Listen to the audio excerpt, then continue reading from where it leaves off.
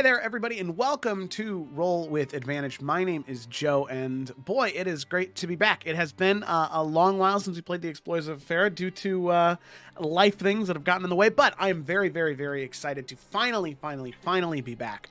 So let's not dally or delay at all. Let's roll the intro and go ahead and get started.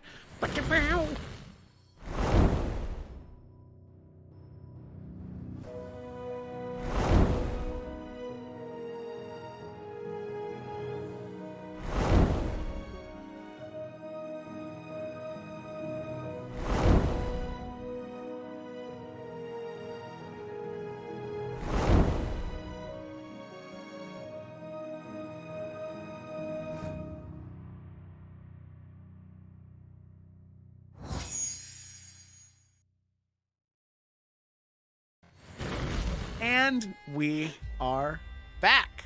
So, without further ado, let's go ahead and dive into things. So, as is tradition here on Roll with Advantage, as opposed to me, myself, and I doing the summaries, I like to have the players do them. It's a great way for, one, to delegate, which is so important as a Dungeon Master when you're running 3 campaigns, to do, and also it gives me a really good idea of what the players think is most important that's happening in the story. So, with that, the summary... It's usually pets. Exactly. Rightfully so, though.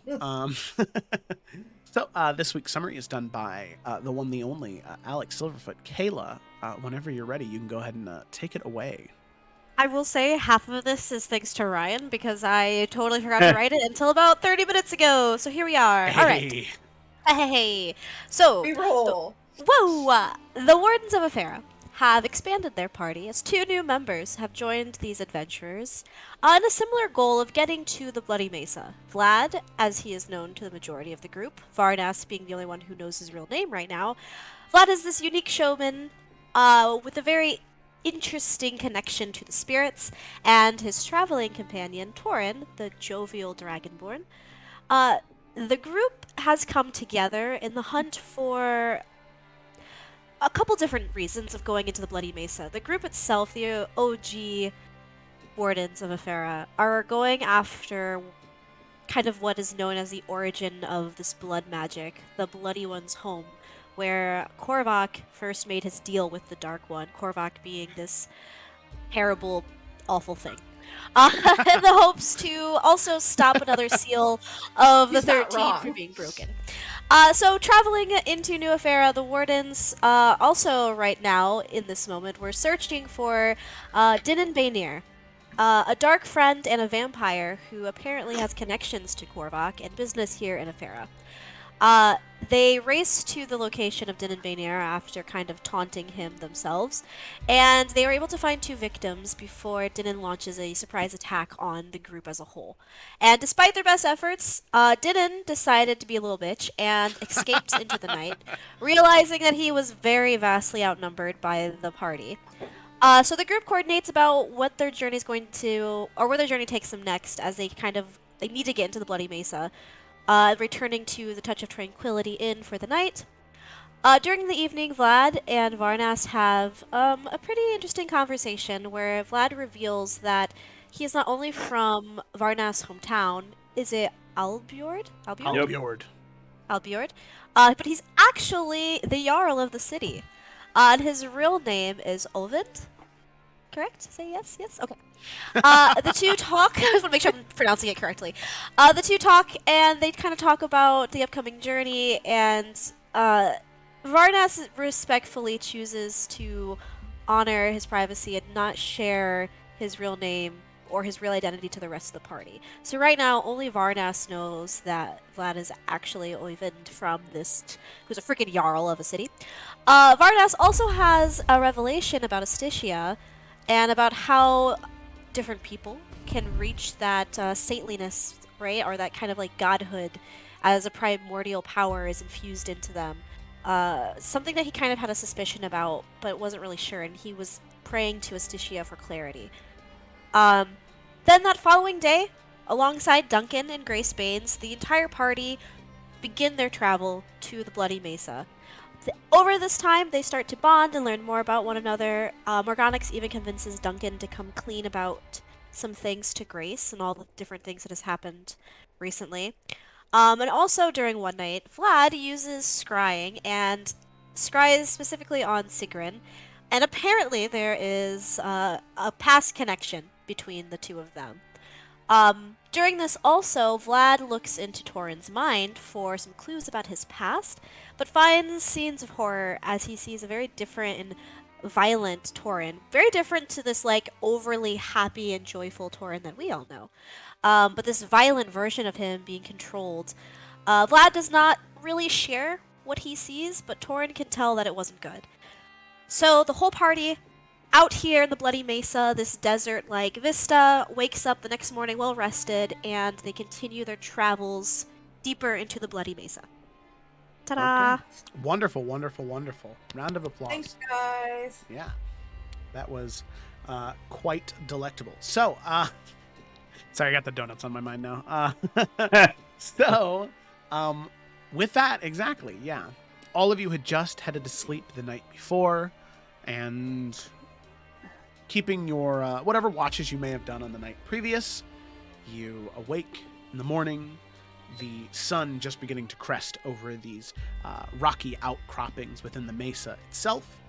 As you pack up your camp, settle everything back on the horses, and as you are packing up everything on the horses and on the small wagons and caravans that you may have with you just to carry these larger camping supplies, Grace Baines does make an announcement to all of you as you are making your way through. So the older woman, Duncan's ex-wife, as has already been established, approaches all of you. And she says, "So, by the end of today, we will make our way finally to Nazunet. Now, I just want to be very clear to all of you that this is a city for those who have... they've been denied one way or another from New Efera, New Vidalco, or even All's Crossing. They're a group of people who are trying their best to live their lives in the only way they know how. So, Nazunet tends to be home to more unsavory types. There's one person that I know who is a good, hard-working man who will get us what we need to traverse further into the mesa and the mounts that we'll need specifically. Now, I'm telling you this because I just want all of you to be careful as we go in there. Do not go into any alleys with any strange men or otherwise. Do not step into any shops that I do not tell you are good to step into. And if anyone offers you to purchase some vacation home in Thrall, please, please, please, do not listen to them, all right? Morgonix is gonna put her coin purse inside of her corset. DM question. Yeah. This very clearly is not like a native city. No. This Okay. is a city that, definitely not Kind of like natives. a bandit town, seems like. Kinda, yeah. There may be natives that live here, but Right, but it's it's definitely not like a traditional tribal home. no, Gotcha. No. There's not a mayor to this town, you know, like it's one of those places. Gotcha. If that's the case, Alec is just going to nod her head. Her face paint is very scary today, I will say. Oh yeah. It's been a while. She's thirsty for some blood, but it's fine. Fine. All right. Sounds good to me. Yeah, I have hiding the coin purse. Oh, sorry. Go ahead. No, it's okay. DM question. This is the day after what happened with Oven, right? Correct. Yeah. The So this would be the next morning morning? of. Okay.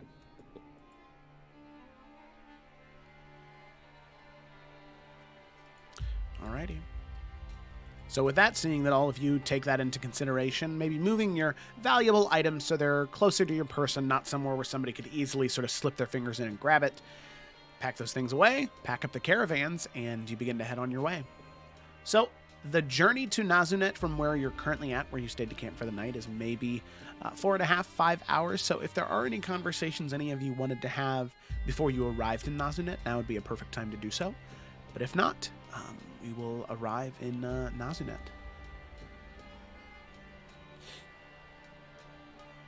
I don't anything. Nope. Alec is good. Uh-oh. Oh. Oh, okay, Ryan, I'll be right back. His computer froze. I would say that well, I guess maybe Oven might catch on to this. Torin is not as talkative, and he kind of stays back a little bit. Okay. But he won't engage in conversation. Aww. Yeah, I don't think Morgonix knows him well enough to pick up on that. Yet. There you go. Positivity. Okay. Yeah, I guess Ovind has quite a few things on his mind. He's looking rugged from a limited amount of sleep for all the information that was that came upon him in one evening. But I think, irregardless of his own emotions and his haggardness in this moment, he would slow down to meet pace with Torin.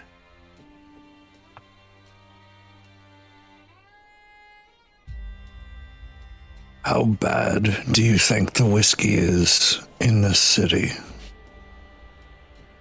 Oh, I don't know. It's a place out in the middle of kind of nowhere. Maybe their ways of creating such things are interesting. So, I mean, those pirate gnomes were making toilet wine that everyone on the ship had to try. So, I mean, people are resilient. I'm sure if push comes to shove and we have no alcohol and we need it, we'll make do here. But it is true. And I hope that you remember that people are resilient. Yeah. I'll sorry, I've been a little distant. I'm just tired.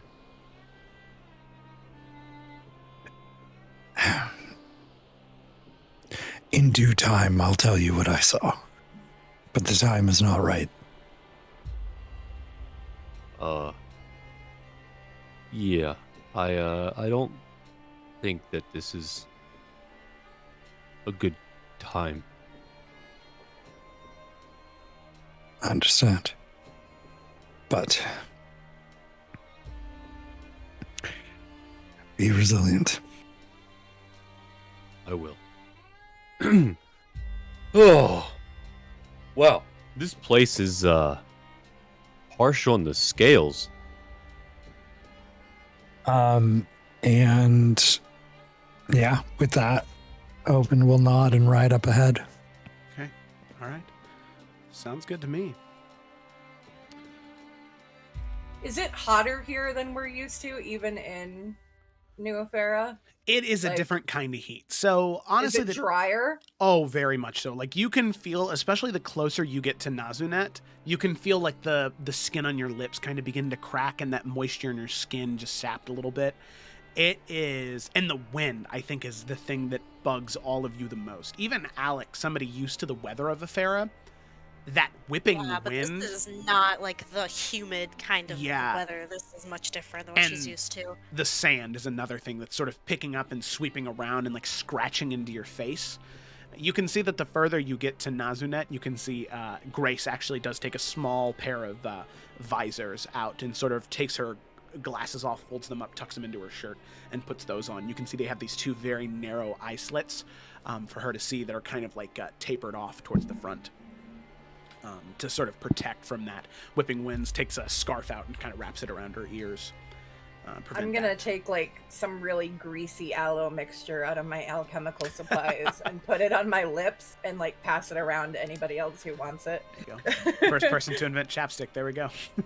Leave it to me. Like that whole speech made me like instinctively reach for my chapstick, my desk chapstick, because I have a bedstand chapstick and a desk chapstick anyway. Good to know. So yeah, all of you use a little bit of that to sort of take some of the heat off, and some of to dissuade some of the pain. But with that, you make your way to Nazunet. And it's worth noting, Morganix, you remember from last night, seeing the conversation that Duncan had with Grace, at least very briefly, and sort of the checkup that you had with him after the fact. And you can also tell that he's doing pretty rough, but from what Right. you know of him, this is just something that he kind of needs to process on his own, and then he'll be back to his jovial old self. Yeah, well, I mean, I know what he's going through is just going to be crazy awkward, so I'm just going to try to be there when he needs, but I'm done pushing him for now. He did the thing. Yeah, okay, all right. Sounds good. So with that, your journey, your travel, eventually comes to a head. After these 4.5 hours, making your way through the sort of transitional biome between the tranquil sands of New Efera to the Bloody Mesa, that sort of shifting of heat and humidity, you can eventually see, cresting over a ridge,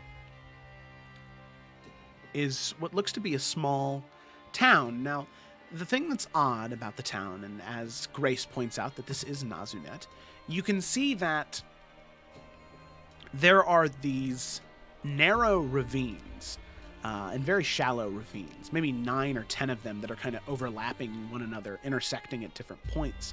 And you can see different pillars of smoke billowing out of these holes in the ground. And for a moment, you're slightly confused because you don't see any buildings or anything like that. The only thing you can see are these brightly colored tapestries of fabric covering up some of those cracks in the ground. And eventually, as Grace begins to point out, you can start to see small little bits of life. Buildings carved on the inside of these ravines. Areas inside here that are completely covered from the blistering hot sun that currently surrounds all of you. So Grace takes you over the ridge and down and around, so that way you may enter Nazunet. So let me go ahead and pull everybody here. So, as you enter the small town of Nazunet, you can see, like I said, the different buildings and structures sort of carved into the sides of these ravines. The brightly colored tapestries of fabric hanging from the center to create this very dull shadow that at least provides some comfort and shade from the ever-present sun. You can also see, as you make your way through, is what Grace said was exactly correct. You've seen people like this all around you ever since you started your adventures. But honestly, the city of Nazunet has a very similar feeling to that of Sunken City Bay. These are people who have either A, given up on life and want to find somewhere peaceful where they can risk it all to hopefully make a quick coin, or at least die trying. These are people that have chosen a life of crime. And at least in the city of Nazunet, they can pursue that without having to worry about any lawman or any guard trying to stop them. One thing that the 3 original party members, so Morganix, Alec, and Varnast, that you would recognize, some of the individuals here are wearing traditional armor, that of the guards or military of New Efera, specifically under the Governado, but you can see that they are edited or removed or changed, different pieces mixed around, painted in different ways. It seems as though these are people that chose to desert. They chose to leave their station because they didn't want to die. They wanted to get away. And that's not just to be said for that of the Governado's men, but Alec, you can see people that probably were natives that were supposed to fight for All's Crossing. But as soon as they see you, they recognize you, you can see them sort of slink away into different corners or alleyways, hoping to avoid the person who's very obviously the chief of Congiato now. But this is a place for rejects, deserters, outlaws, and criminals. And here all of you come, paragons of Efera. How are Varnast and Alec looking? It's a great question. Right? Because Morganix is, once she gets a vibe check of this place, is looking very closely at her friends here. Mm-hmm. So how you doing? I would say that Alec, it's hard because part of her is thinking, how could you abandon a place that our ancestors have worked so hard to build and defend, especially after everything that has happened recently. Mm-hmm. So, I mean, and here she is with this huge headpiece, you know, these T-Rex feathers and these fucking antlers, just like, she's not hiding who she is. Yes, queen. So, I mean, I think there would be a scowl on her face, honestly. Like, she doesn't understand the idea of running away from a problem. But she's not looking like she's gonna chase down and confront every last one. No, I think she's learned a little bit to control herself a little bit better at this point. Doesn't mean she's not giving them really dirty looks, but she's restrained, and even having Morning Light walking very close next to her. Varnast. Yeah, Varnast looks very unbothered, actually. Cool. I mean, you see him looking around and his eyes darting around, but that's just who Varnast is. You know him. Right. He's assessing threats. He's looking for anyone that maybe is giving them a particular stink eye, but in terms of about to fly off the handle or murder some folks, nah, not at all. Cool, cool. There's no ocean nearby, so none of these people are pirates, so we're okay. Yep.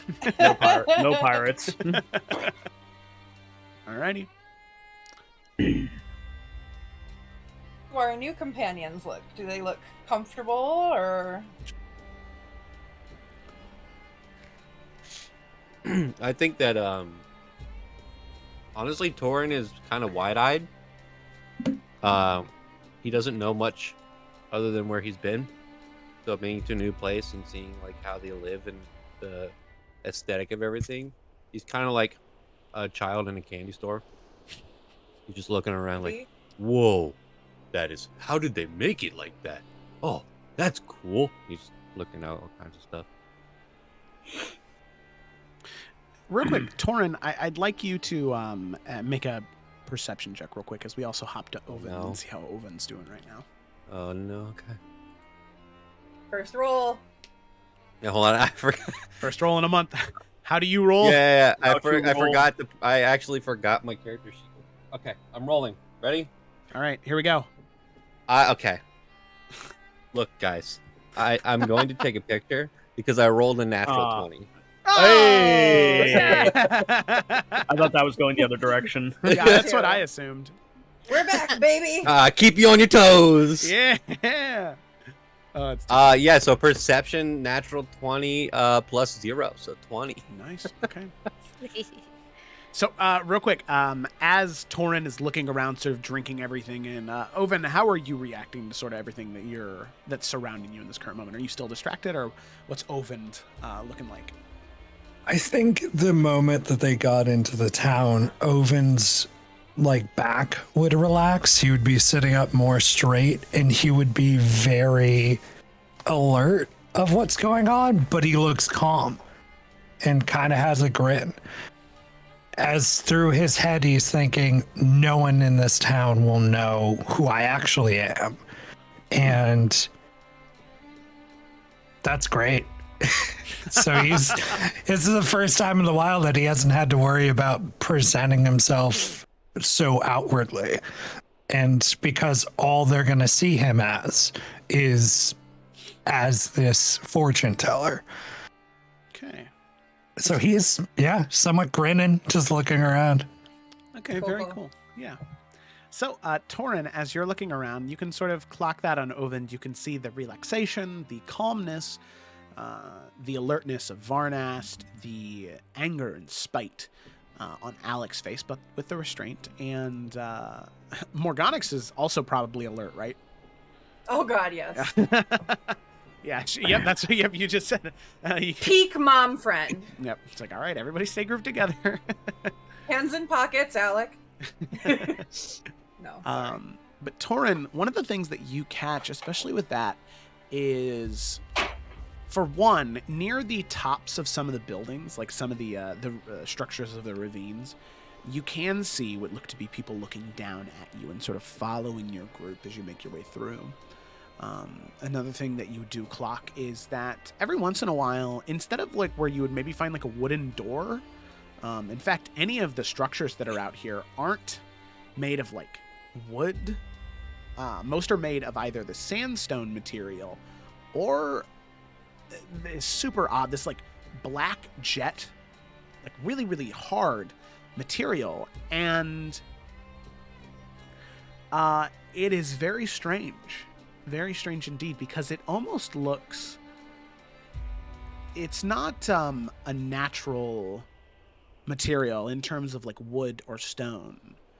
In fact, the closer you organize it, you can see that it's either some type of scale-like material, like off of a scaled monstrous creature, or like a chitinous plate, like off of bugs, like an exoskeleton. And you can see That's baller. That's kind of what makes the a lot of the structures here that are not carved into the ravine.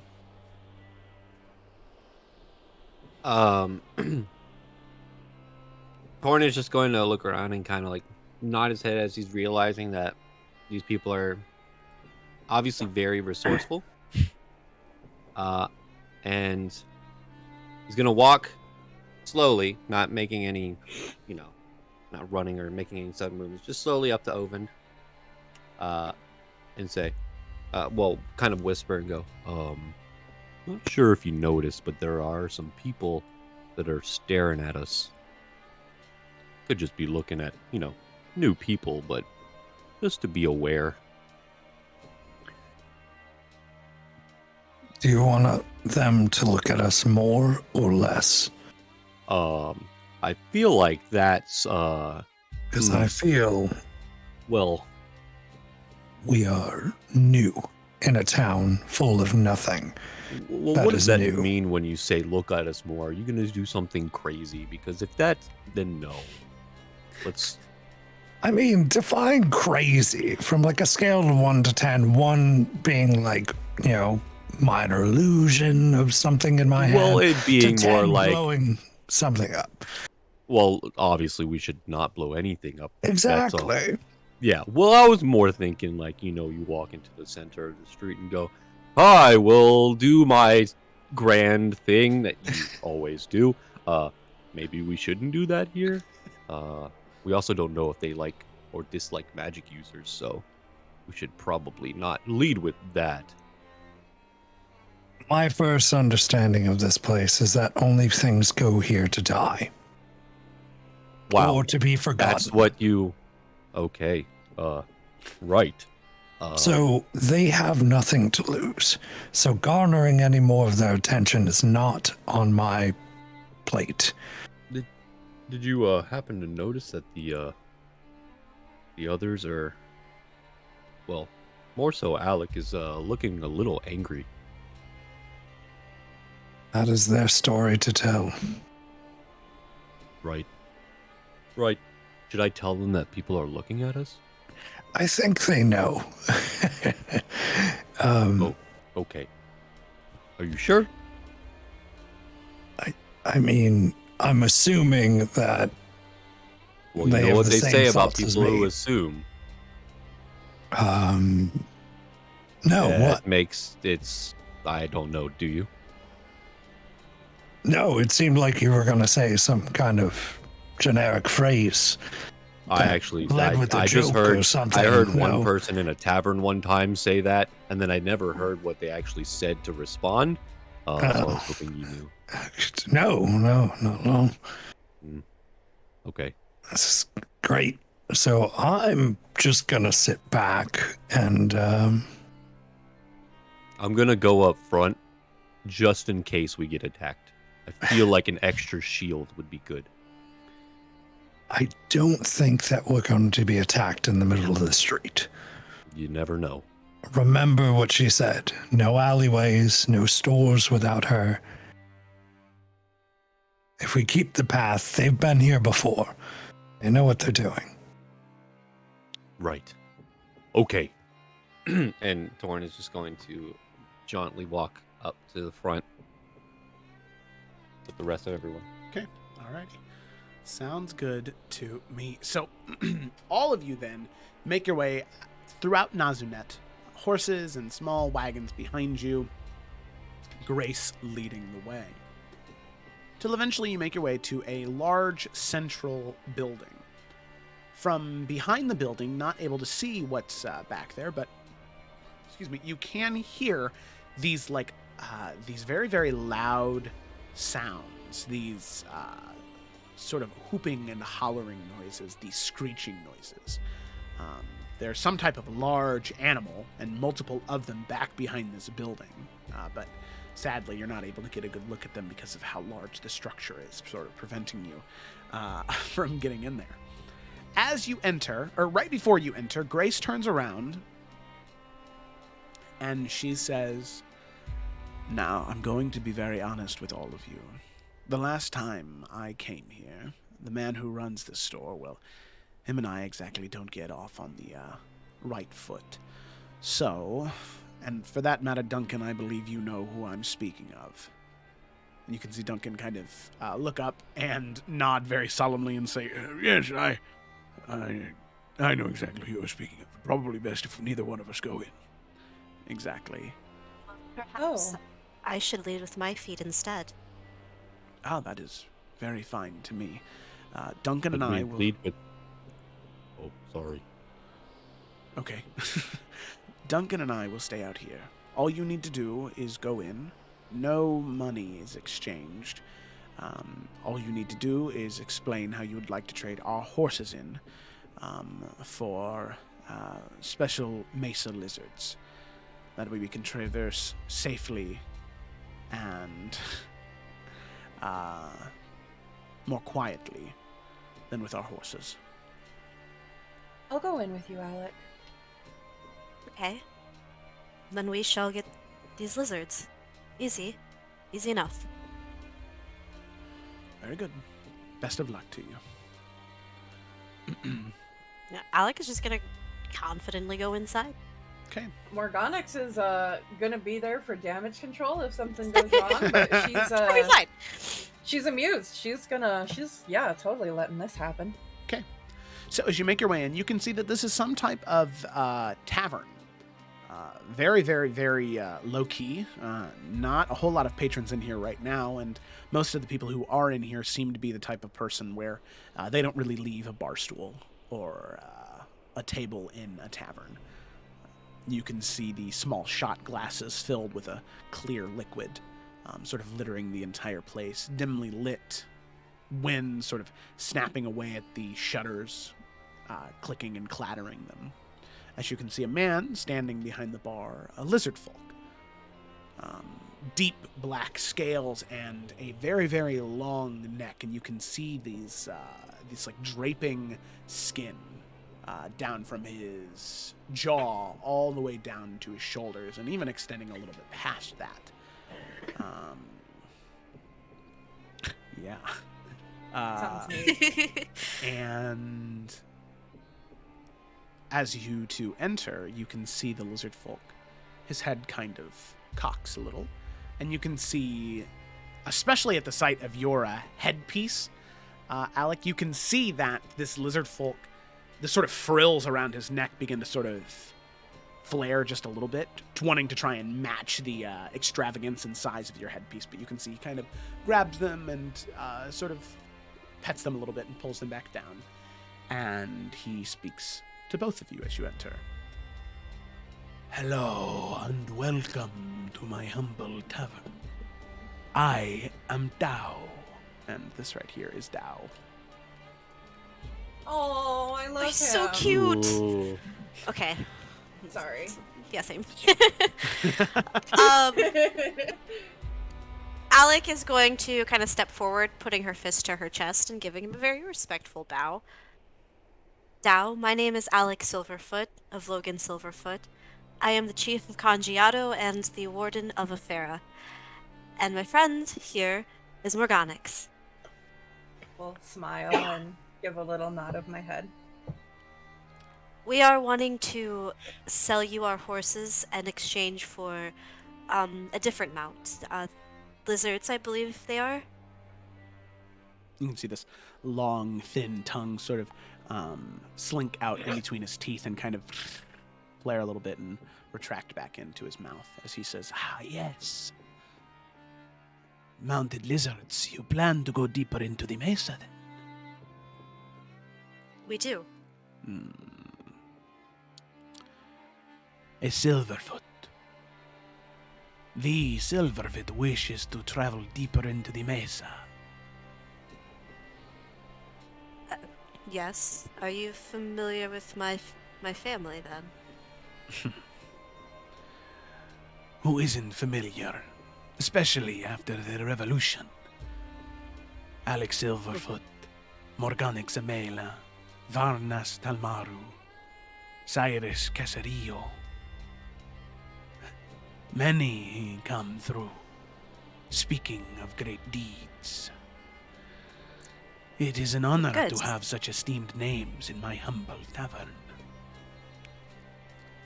Thank Honored you. to be here. Sounds like you've got a story for a while. Yes. Well, Well, know that you are helping the people of Efera by providing these mounts. yes, of course. Can I insight check this dude? Make an insight check, yeah. Okay. What is my modifier? It's been a hot minute. I think it's pretty has. okay, because you're a pretty wise barbarian monk. 17 total. Okay. He seems shady. That is definitely, there's no shadow of a doubt. Yeah. But he doesn't seem like, at least as of right now, that he's trying to swindle you or anything like that. Okay. It seems I like was he's more also... like he genuinely is honored to have us in his presence, rather than like, Oh, Yeah. half and half. okay, all right. Yeah, because it's like, oh shit, this is a big deal. But also, is this going to be bad for business? And just for the record, Morganix is on the lookout for said swindling because she knows it'll go over Alex's head. Okay, so go ahead and make just a passive insight check real quick, and we'll just say that for the majority of this conversation, that'll be kind of what I'll let you know if there are any red flags as we're going through. Okay. Hey. All right. Teamwork, baby. Teamwork indeed. So, he smiles.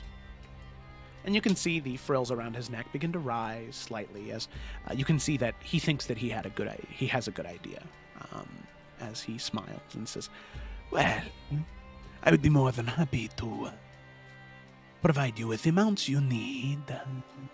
But why not honor this humble man with a drink first?"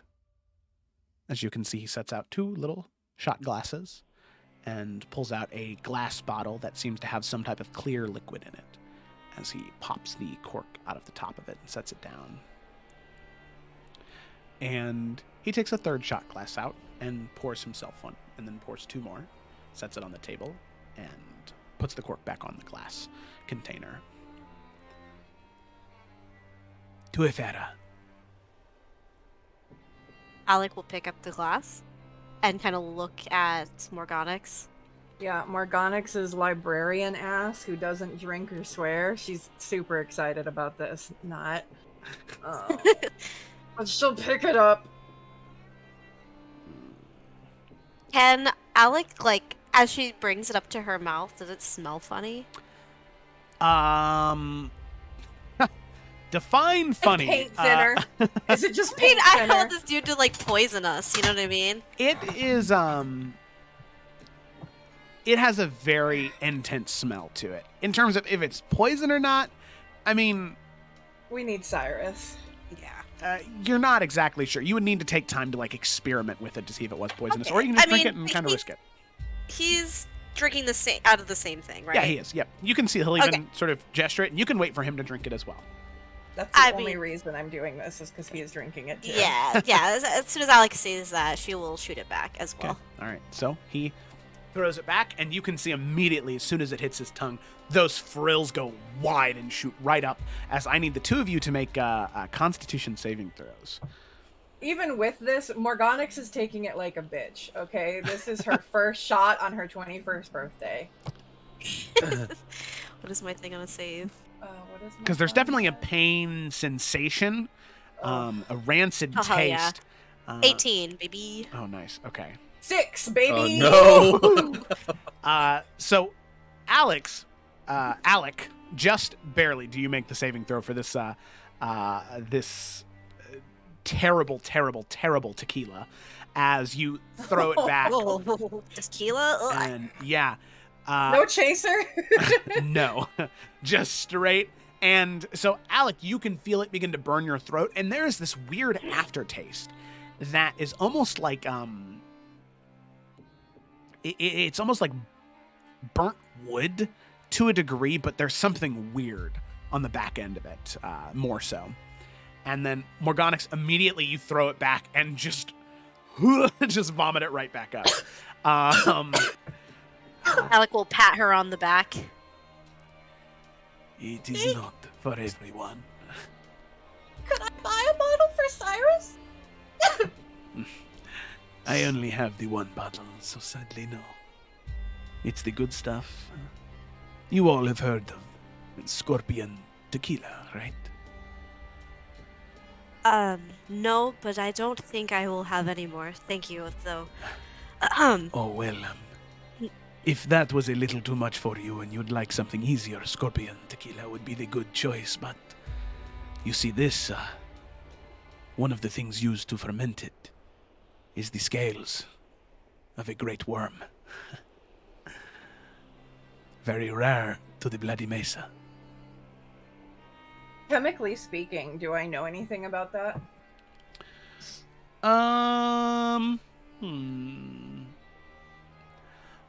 I would say, yeah, but go ahead and make a history check.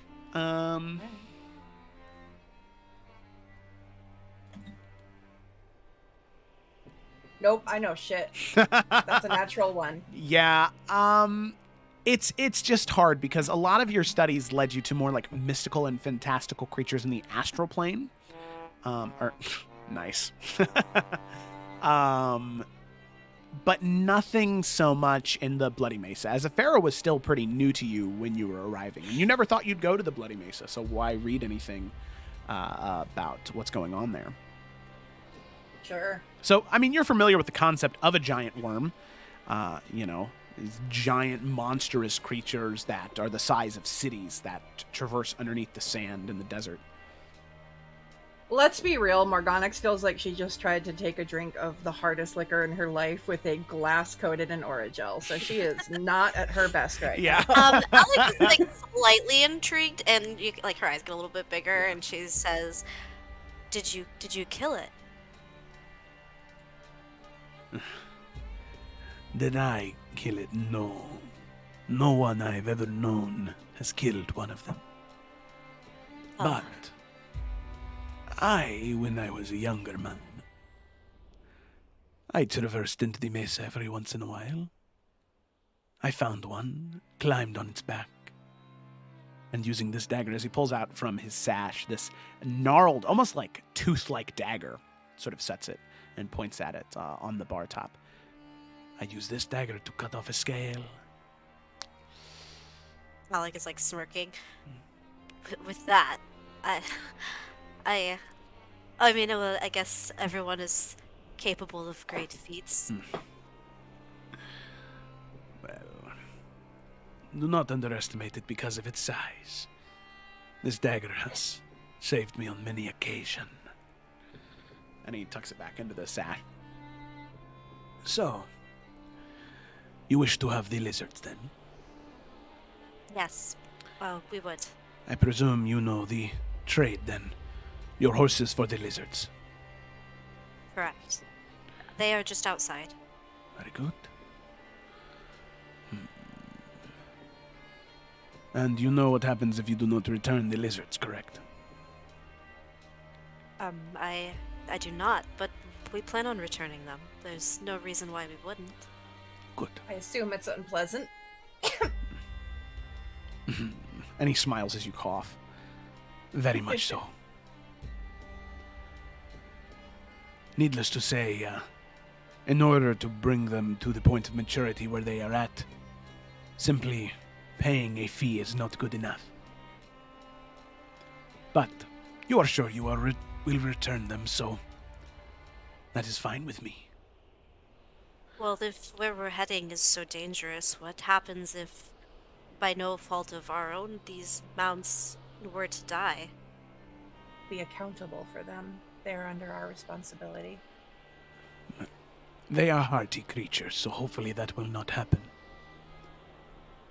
If you come to me Right. and explain your case, if I deem that it was negligence as opposed to something out of your own control, the punishment is worse.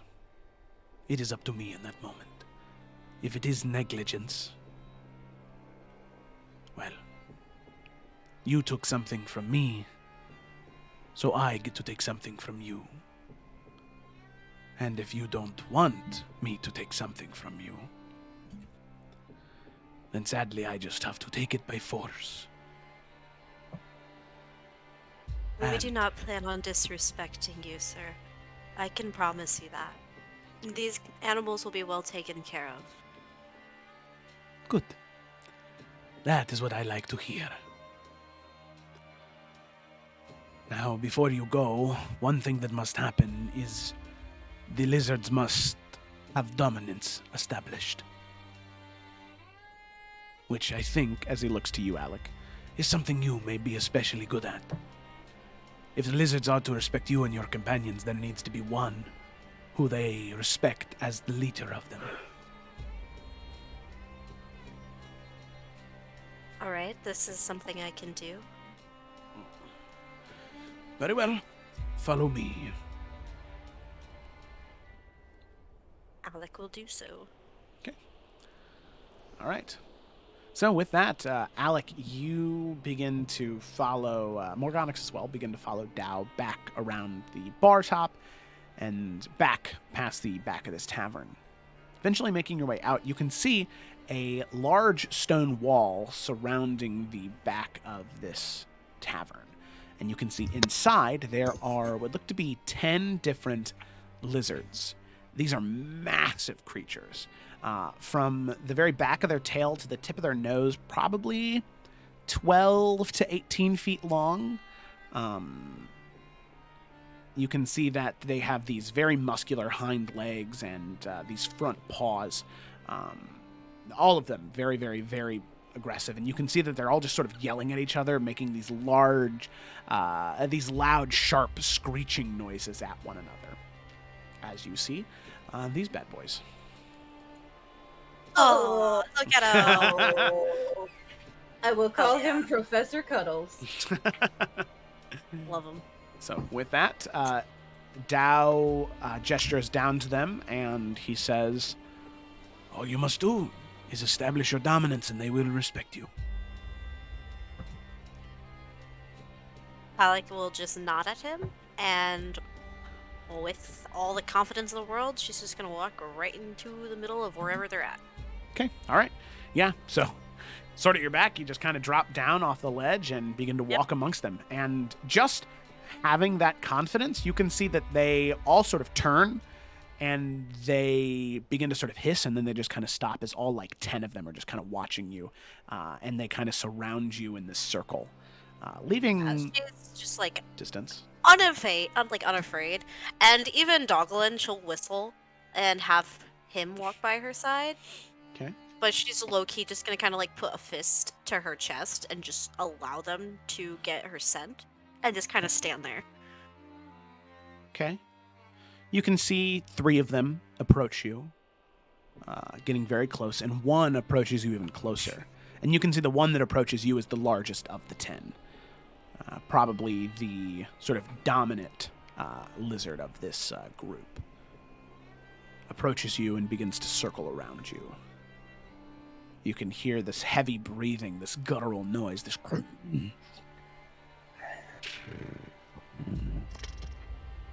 Alec will mimic the noise back at him. Oh, okay. Not trying to be threatening, but like as a call and a response. Okay. You can see eventually it stops facing you, and you can see that on its like legs, just looking up at you, its face it's like level with yours. These are very, very large creatures, like I said. So you can see that it sort of gets to you nose to nose, and it's just going to let out this terrible screech right in front of your face. Great. When he's done, Alec will return the screech. Power move. It's like All no right. fucking shame. She just wipes some of those like spittle from her face and then respond. Okay, as you do, even louder and more aggressive. All the people on the outside of the tavern, so Oven, Torin, Varnast, Grace, and Duncan, can hear Alec let out this scream, this like blood-curdling, aggressive, angry screech. You guys do anything, or do you just chalk it up to Alec being Alec? Torn looks over to Varnast and goes, "Oh, is that normal?" Nah, but she's fine. Okay. All right. Torn's not doing anything. So with that, Alec, you screech, and you can see the creature sort of pause for a moment. Its eyes go wide as you yell back at it. And that long tongue that's sort of split off into two separate halves pops out of its mouth, and it just kind of licks you on your face, and then it retracts back into it, and it kind of falls down on the ground in front of you. Perfect. Alec will nod and give him a small pat on the head, Mhm. and she will hop on top. Okay. As you do, the creature stands back up on its four legs and looks around. As you grab onto the reins, it's just like riding a horse as you practice trotting back and forth a little bit. The only difference is this creature, as you gesture it to go near the wall is maybe 9 or 10 feet tall. The lizard has no problem scaling it. Yes, Oh my that's God. cool. Yes. All right. Alec is having the time of her fucking life right now. So happy. Like, she was trying to be such a hard ass when facing off with it, but like now that she's on top of it, she has the biggest grin on her face. Yeah. And I like to imagine, like, she comes over the wall, and I don't know where the rest of the gang is, but she will gladly approach them on top of this lizard. So yeah, Just you kinda see curve around the building. Alec climb over the wall and begin to make her way around towards all of you. And all of you see Alec riding on this absolutely monstrous lizard. Oh my gosh. Told you. Yeah, I believed you. Everyone, I have found a new friend, and these will be our mounts as we travel farther. And she's like smiling and damn near standing on top of this thing. That is awesome. Well done, She's gonna Alec. like look over her shoulder. I think Morganix is coming as well. I probably should have helped her get on, but I was very excited. And she'll like pat her new lizard friend on the head. Yeah. Morganix Morganax walk or just- takes a lizard. Morganix is just looking at Dow like, so I guess that went well. Now you get on. Sure. Do they seem cool with that? Yeah, all of them have sort of dropped onto the ground now. Oh, okay, cool, then yeah, Yeah, totally. okay. And you can see that since you entered with Alec, as you mount yours, it obeys your commands. It's just like riding a horse. It's a little different when it starts to climb the wall as well. That you weren't exactly used to, as you need to really tighten your legs around the stirrups on the lizard Scary. creature. But yeah, as you're sort of going up at this 90-degree angle, using like all of your core strength and arm strength to keep yourself pulled up straight, eventually it comes up over top. And the rest of the party see now Morganix come over the edge. Minerva probably shaking in my hood. Actually, she can fly. She's chill. Yeah, she is staying distance away from the giant lizard creatures. As Morganax kind of comes resting next to Alec, Alec will say to everybody, the only, I guess, rule is we have to make sure that these creatures survive the journey. They must be returned. That was very directly said. And if something was to go wrong, and if the man inside is not Dimar's story good enough, I suppose, there will be consequences for their deaths. Ooh. Okay. Yes, it was a very odd warning, but I feel as though we've all taken care of various animals before, and our horses made it on the journey this far, so there should be no problem. And they're also from here, so they should be fine, right? Right. And these are very hardy animals. I assume the rest, Care of our mounts. I don't see that we should have an issue. But I'm kind of looking to Duncan and Grace as I say that, because Morgonix has put 2 and 2 together. Well, as you go to look for the two of them are not with the rest of the group. They seem to kind of like fade away, and they went somewhere as Dow exits out of the front of the building and says, Us. So then these are the rest that need mounts then. The 3 of you, correct? Plus Yes. 2 more. 2 more. 2 more. Very well. And I did Duncan and Grace leave their horses so that we can at least exchange Correct. them? Yeah. Yeah, okay. All right. So with that, all of your mounts are put into order. The horses are sort of traded in, put in a separate stable away from the remaining lizards, as the, what would be 7 lizards are all saddled and readied. You place all of your supplies, the camping gear, everything you need on top of them. And with that, you are ready to go whenever you go to leave. Now, Dow does say, as he's putting the sort of last package, helping you pack everything up on there, he says, now, these other 2 that you're traveling with, do you know where they went? Are you staying the night here or leaving as soon as they return?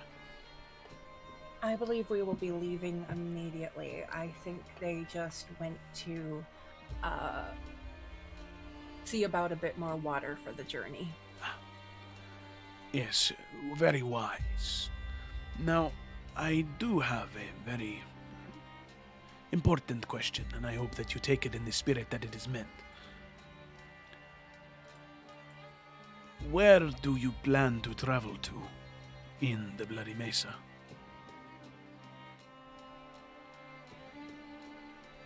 Do we have a specific, very, very specific destination?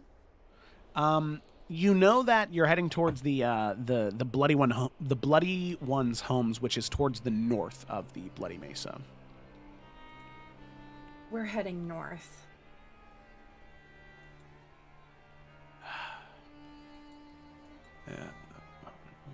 And you can see he kind of grimaces. The frills around his neck begin to flare up a little bit. You must be very careful. There is a small frontier village by the name of Dessa. A while ago it was attacked by hordes of gnolls. There was only... Precisely what we aim to look into. Please, I'm sorry, go on, tell me more. There was one survivor who lived to tell the tale. Young woman named Yara. She said they fought them back for quite some time, but eventually they just kept coming and coming and coming and coming, and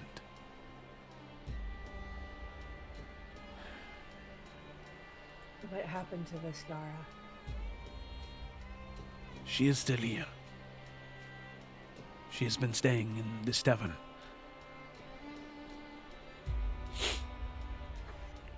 But if you head north, I would recommend asking her any questions you may have before you head out. Are the others near enough to hear this exchange? Oh, totally, yeah.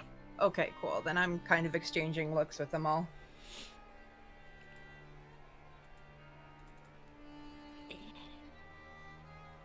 Again, this guy, he's just shady to be shady, right? He doesn't seem like he's, like, lying about anything necessarily. No, this is definitely just kind of like in a Okay. very similar fashion to Zelex, you know, how Zelex was like obviously very shady as a pirate king, but like Yeah.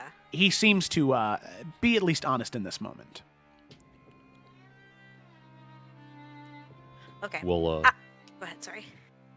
oh, that's good information, right? We should maybe check that out. I agree. We need to speak with this Yara. Be He foolish said not she's to. here? Yes, she is inside. Alright, we will speak with her. Thank you for the mounts and the information. We'll be careful. We've dealt with many things in the past, so I think we are more than capable of handling ourselves. Very well. Should you need anything else, do not hesitate to come and ask me. We will do that. Alec is like kind of looking over her shoulder. Where the fuck did Grace and Duncan go? Just gone. Yeah, they haven't returned. Okay. Well, Alec didn't say that. That was a Kayla thing. Alec would just kind of look to everyone. What do these things eat? Oh, I did not ask that question. I guess I kind of assumed they would help themselves out there. They are omnivores. Anything and everything. Put it in front of them, and it will be gone. Is there Oh, a that's plant good. nearby? Yeah, there are small like outcroppings of grass, or maybe like small like like agave plants that are kind of like growing out. And you can see that for those of you that aren't watching them too carefully, they're just kind of like gnawing on the grass. Just Torin quickly grabs some of the grass and then tries to feed one of them. I guess. And that's Was how everyone supposed Torin to- became Old One Hand. yeah, Torin, go ahead and make an animal handling check. Yeah. Plus Oh, 0. good. Woo. All right, let's do this. I'm gonna use my other move. 11. 11. Okay. So yeah, you hold your hand out, and the lizard happily accepts and is gonna take a bite. And there's no need for it to roll for an attack because you're just holding your hand out, and it's gonna bite. Yep. And it just bites your entire hand, and you can feel that like tongue just wrap around and take all the grass off, as you also take. Yep. Oh wow, that is a lot of damage. Oh shit. I just rolled really high on the dice. It's 17 points of piercing damage.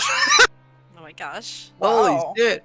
As you can feel the jaws like crank down as some of the teeth kind of pierce through your hand, as like the lizard was happy to add a little bit of flavor on it with dragonborn blood as it kind of retracts, and it looks at you and smiles, thank you for the meal, and kind of turns away. them. Torin, as soon as it chomps down, he just lets out a and then he tries not to make any he tries not to let it off that he's hurting. Aw. And as he moves away, he kind of takes this bloody hand out and goes, "Oh, that's oh yeah."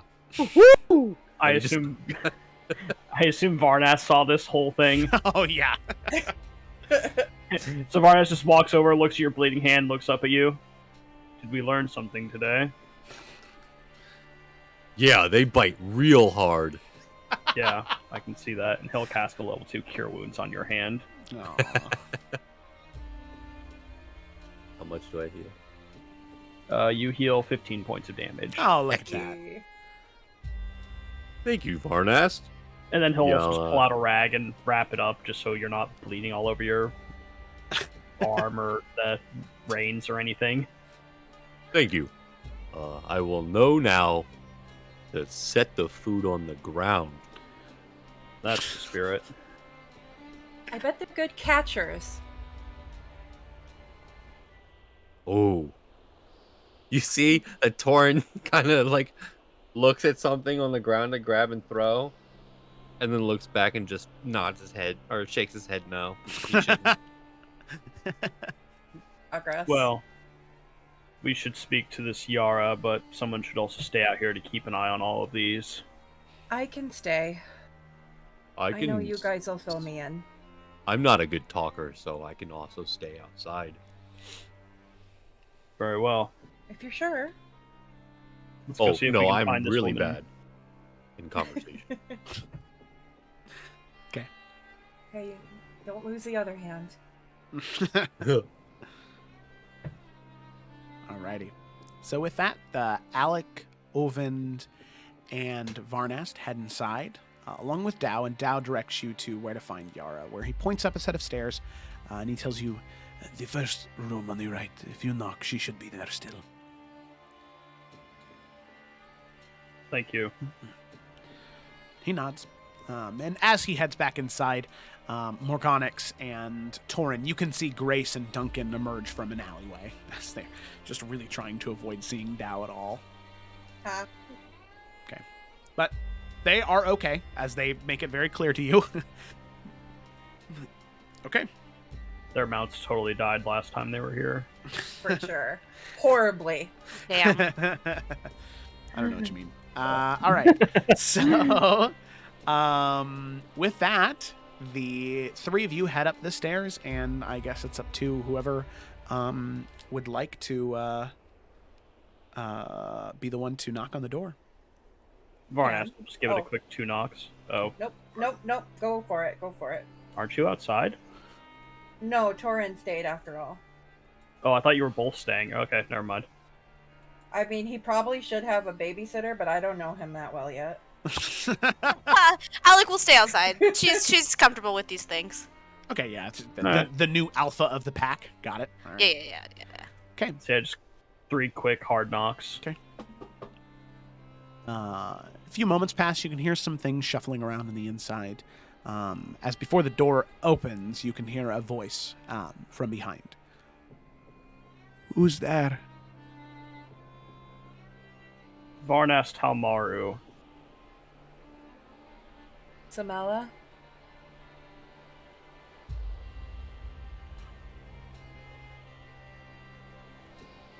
I thought I heard. Ovent.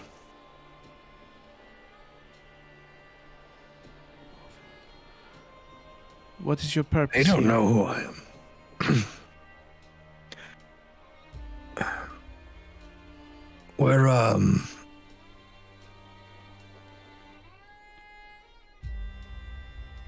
We're going up north. And we heard that you had a run-in.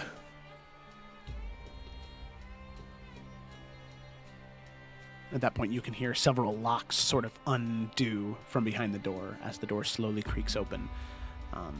As you look, and she's walking away from the door as it opens and sitting down on a small table. You can see this young woman, maybe an elven woman. You can see that she's reached a point of maturity, probably 20, 30 years old.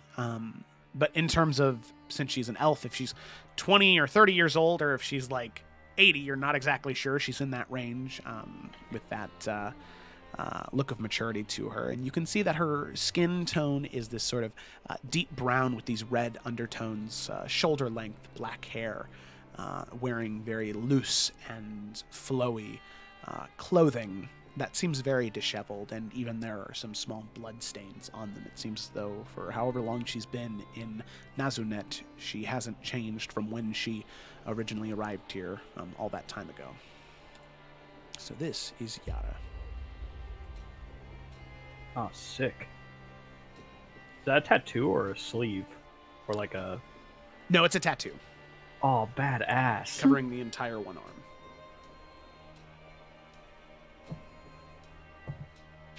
Yeah, half of the stream is just art admiration. Rightfully so. Varnast will walk in since she opened the door. Mm-hmm. Morgonix will follow. Then Ovend. Shutting the door behind you. Are you going to relock the door or just leave it unlocked for the time being?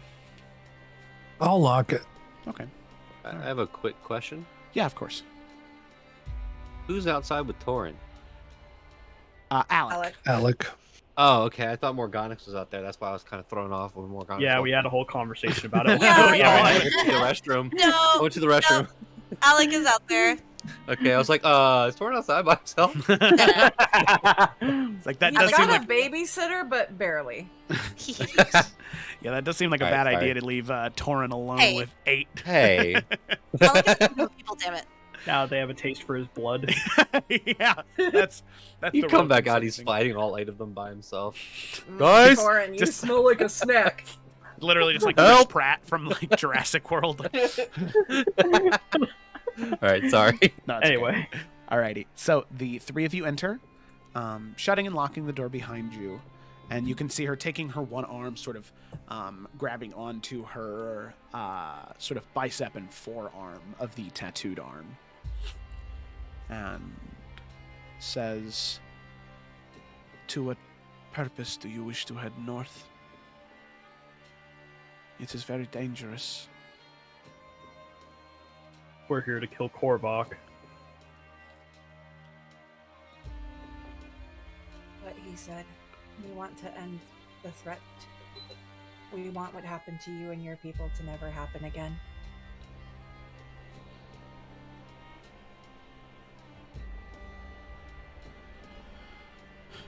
And you can see her kind of look down at the ground pensively. There are many who have said that. Many have tried for many, many, many years to stop him.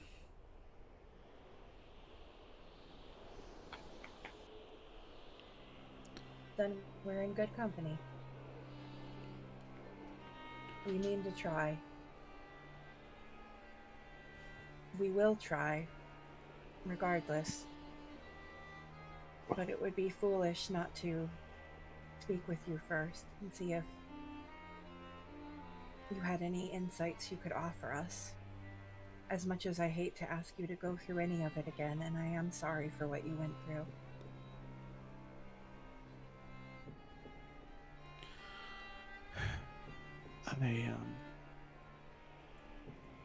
It is okay. I believe that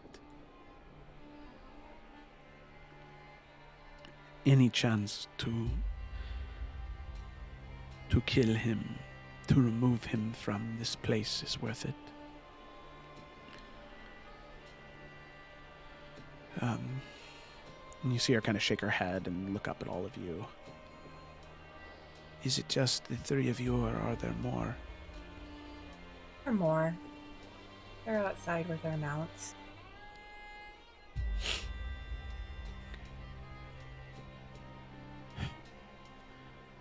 There was one who came to Dessa some time ago.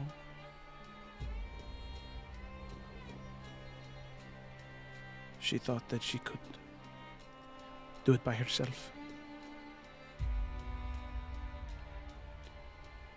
I shudder to think what happened to her. What does she look like? She was a very handsome young woman.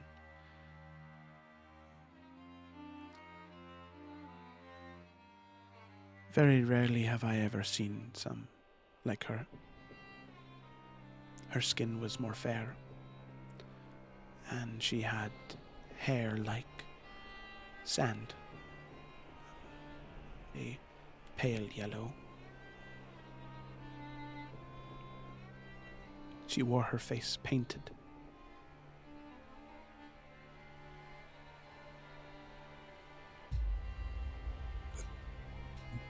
Did she have a name? She did.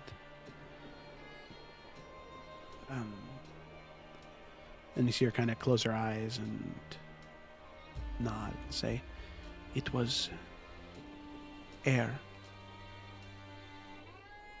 That is EIR.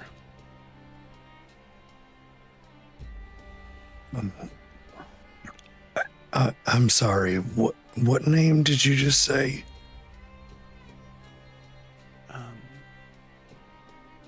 Air? I believe that was right. It was unlike any other name I'd heard before, not one of Efera.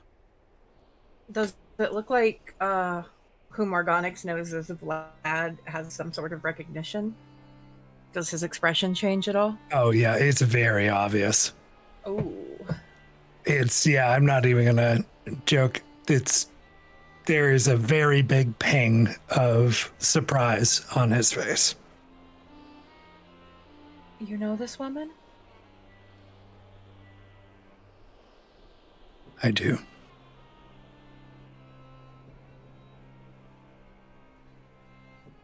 What happened? What happened to her?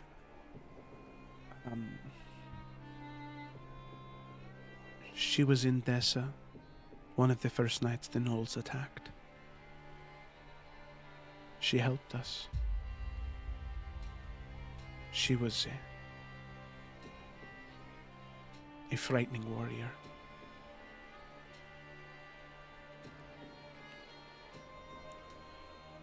She was young, but she knew how to command. Her voice would boom across the buildings. With her help, we lived. The first night, the second night, the third night, the fourth, the fifth. We kept them at bay.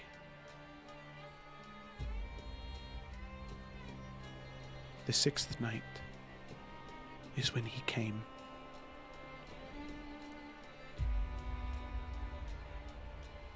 S- 16, 18 feet tall. That emerald eye. Buildings and people turned to ash.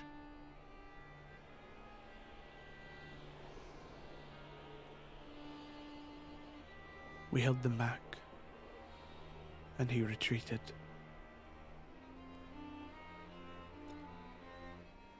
But instead of staying, she knew that the only way to stop the attacks would be to stop him. So she told us she was leaving. She was heading further north to try and find this place where he had come from.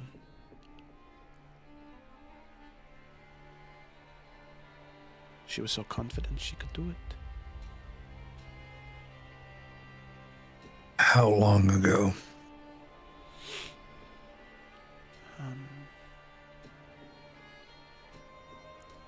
That was maybe 1.5, 2 weeks. The rest of it was a blur. There was maybe 2 or 3 days where they didn't attack. And then one of the following nights, by the time we knew they were there, it was too late. Many tried to run. I was the only one who made it back to Nazunet.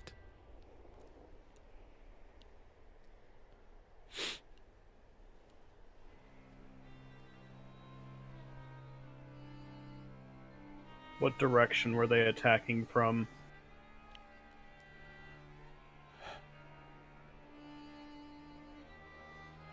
Well, it seems as though they were coming initially from the north, but they would burrow. The majority of them would be heading south, but there were so many that would pop up in the street, dig their way out of the sand.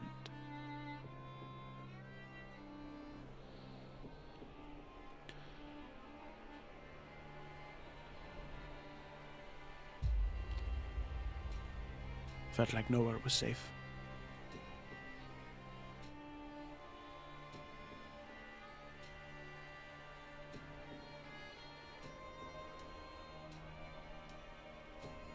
Did you only see Knowles, or was there anyone else with them?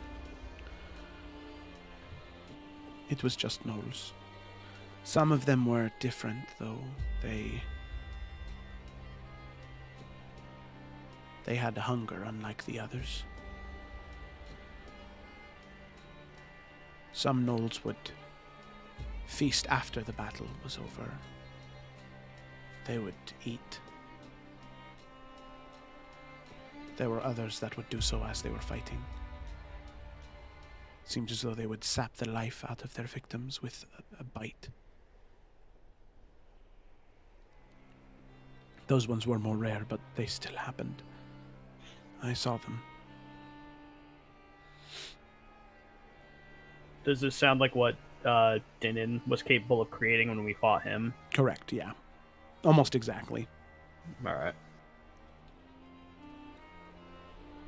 Can you think of anything else that might help us? Even if it seems small, you never know.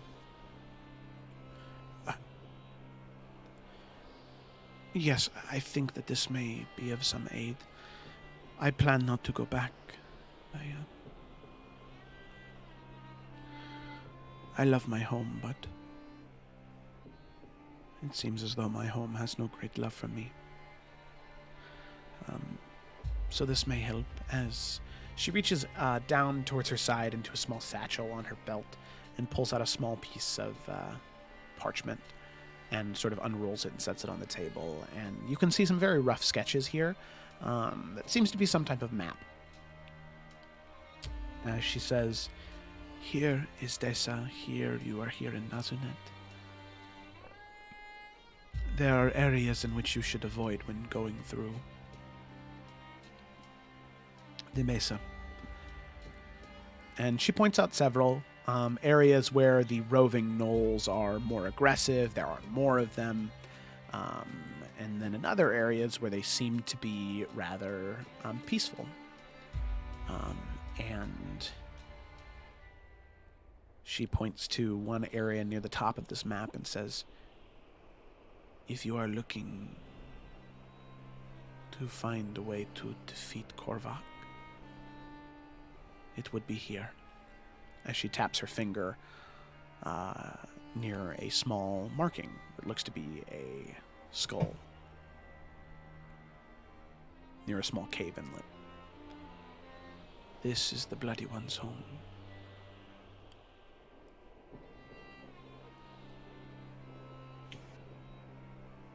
That is exactly where we're going.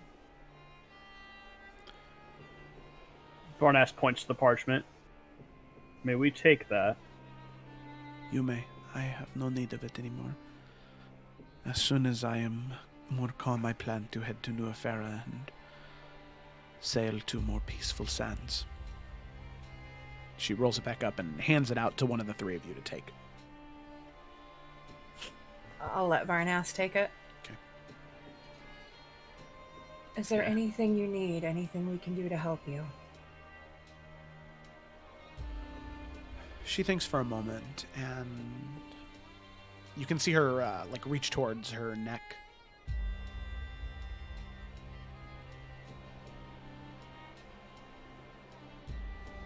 My father, he died in the fighting on the fourth night.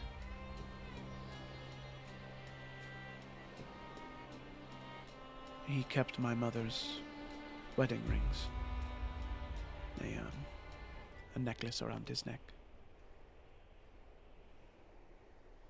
If you happen to find that and return it to me, I could pay you nothing other than in gratitude, but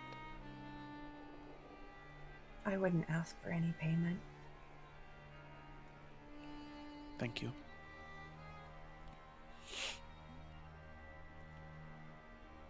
You will look.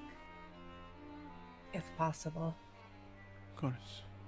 He would most likely still be in Nazunet. Or in Desa, I mean. Sorry. If you wait for our return journey, assuming, of course, we make one, you could go back to New Efera with us.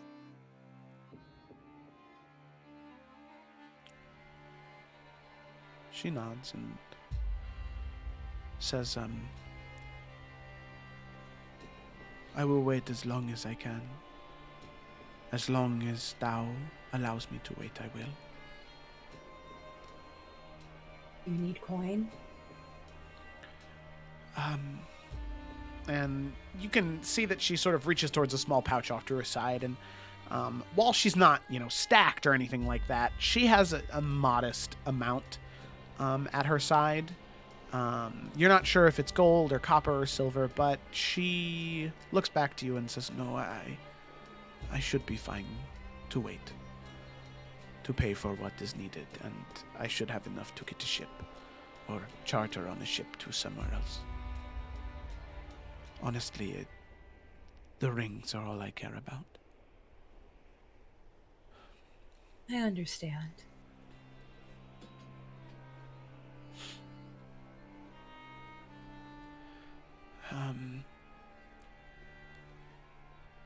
The only thing is, the last thing, there is a long stretch of Mesa Road. It was originally made by the Casa tribes many, many years ago. Long before the change. That road is still safe to travel on. The gnolls refuse to. But know that you must be silent on that road. Why? It is said that underneath the road sleeps a great worm.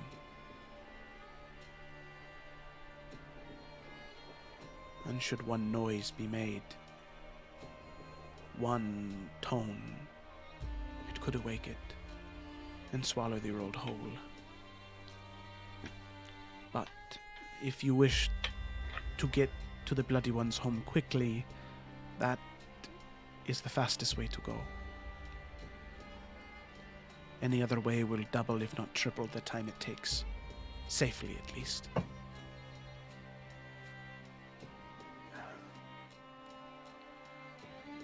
Well, thank you for all the information. We'll certainly make use of it.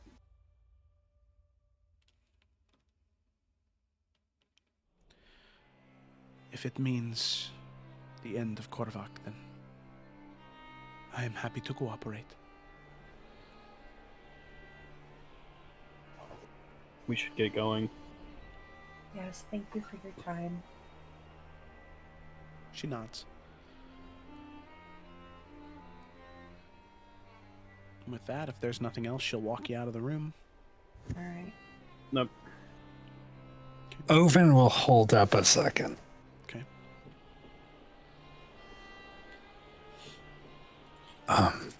You have no idea how important the information that you just told me was. But the simplest gratitude I can give you is this. He will pull out 5 coin and give it to her. And one of the coins will look very different than the other ones. And he'll hold it up to her. When we leave, this is a coin to Albjord, where I am from. You show this coin to anyone and they will give you a house to stay in till you can get on your feet. It's a safe place. It's where I'm from. I don't know when I will see the shores of Albjord again.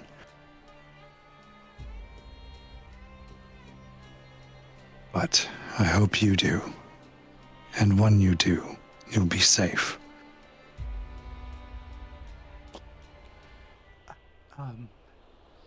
And you can see the words kind of get caught in her throat as she looks at the coin that you directed at, as she just stares in disbelief. at the genuine act of kindness. And I don't understand. Are the others down the hallway? Are they like gone by this point? Maybe if you were the last one to leave the room, yeah. When you stopped, Morgonix would have paused and lingered, but probably gotten the vibe that you wanted a moment alone, if that's what you were giving off. Yeah. Then, yeah, she would have left, headed downstairs.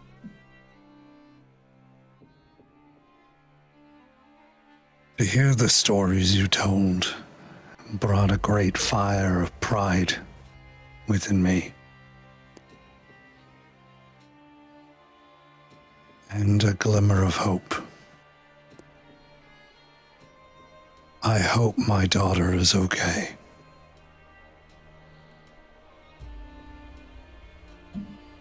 I'm glad that she could give you and your people as much safety as she did.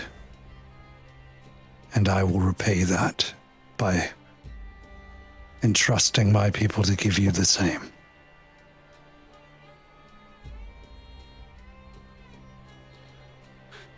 Thank you. And you can see her kind of laugh for a moment. Like a laugh in disbelief. Not like a, ha, that's so funny, but like a...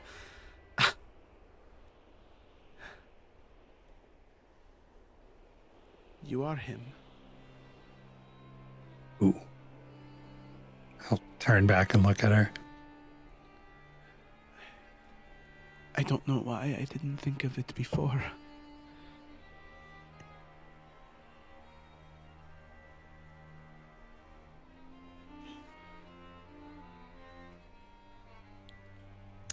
He will remove his head, dressing, and down the back of his neck, you'll see just hundreds of Celtic runes of like Jarl lineage and his family lineage, and he'll just display that for a moment.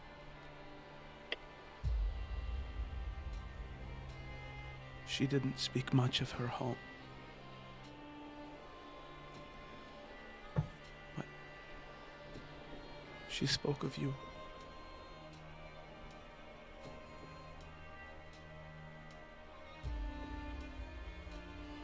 Did she say? She had said that.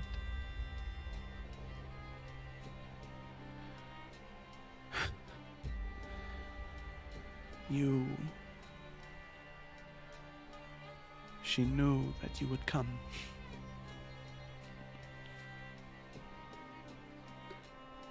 She knew. She said that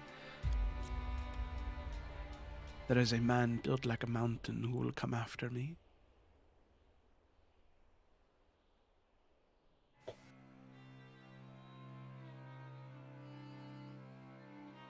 A man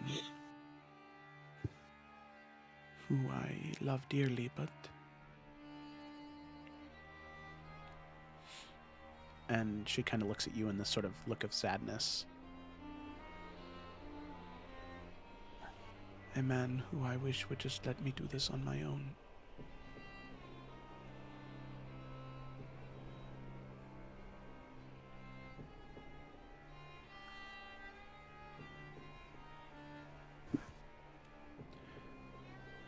I don't know if I would take that negatively. She seemed very headstrong. We all tried to dissuade her from going alone. This place is too dangerous to go alone, eh? You did the right thing by coming.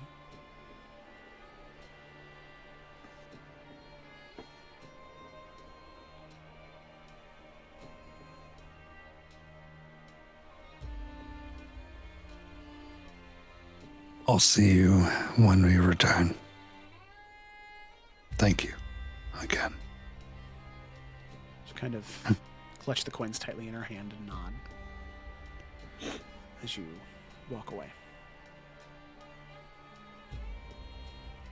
As we pass the bar, Oven's gonna see if there's any desert whiskey that he talked about before. Yeah, as you do, Dow sort of looks at you, and seeing the look that's on your face as you come down the stairs, you can see that he's already like uncorking like a dark brown liquid, kind of pouring it in, and just kind of slides it over towards you and says, "You look like you need it, friend." Slides the liquid over towards you.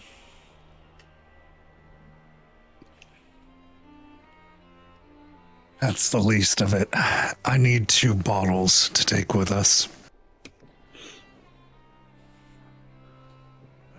Okay. I need to show a friend of mine that the whiskey out here isn't that bad. Very well. Kind of takes 2 of the deep brown liquid bottles, sets them on the table, and says, "That will be 5 gold for the 2. He'll throw down 10. Make sure that the girl upstairs is safe.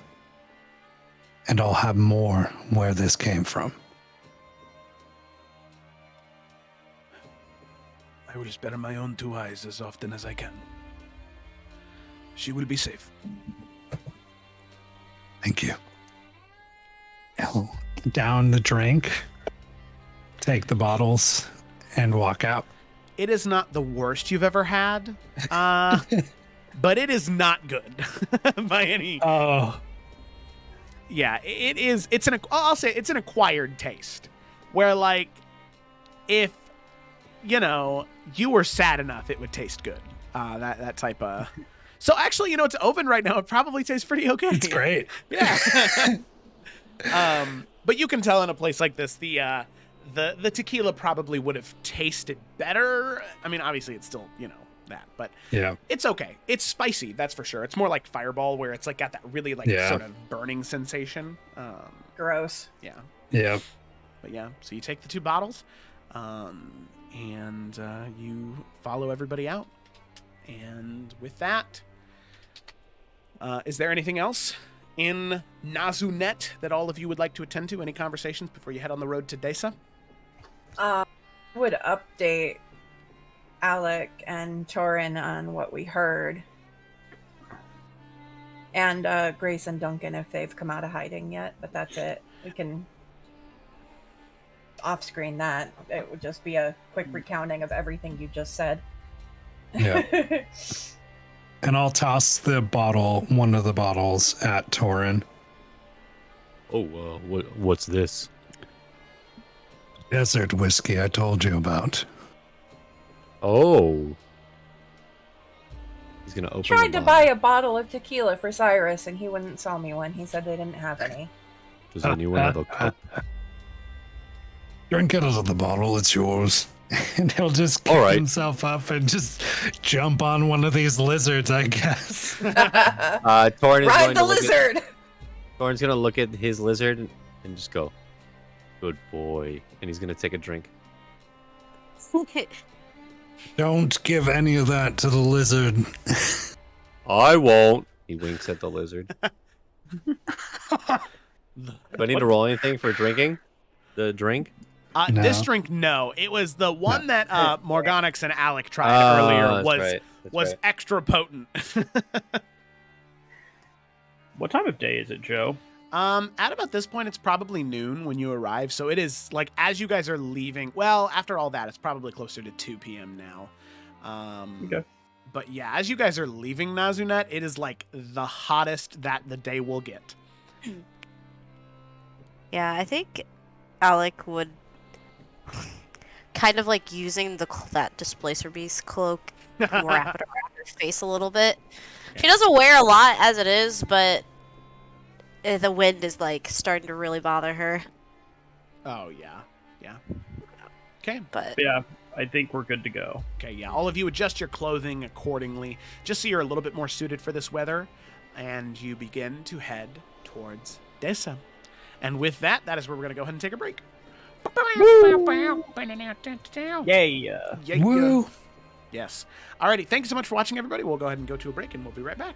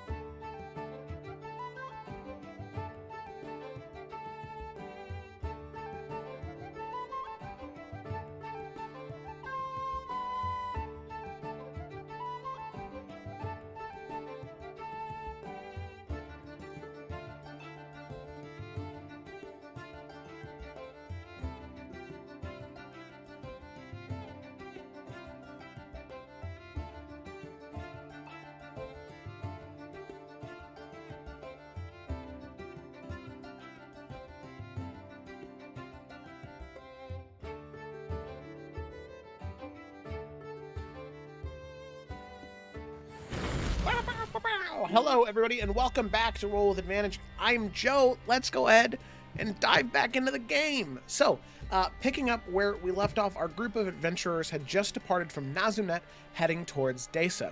While in Nazunet, they were informed to some key information that would make their journey, safer, but also put them in more danger. Well, as you do, as an adventurer. They do know that Desa, the next town, if you can even call it that, very much a frontier village, that is sort of the last stop of civilization before you head deeper into the Mesa, had been attacked and completely overrun by gnolls. Now, knowing that information, they were able to find out that there was one survivor from the town, a young woman named Yara. Now, Yara gave them some information about the gnolls and what they had done inside the city, and provided the party with, like I said, very valuable information, like that the gnolls would come back every single night.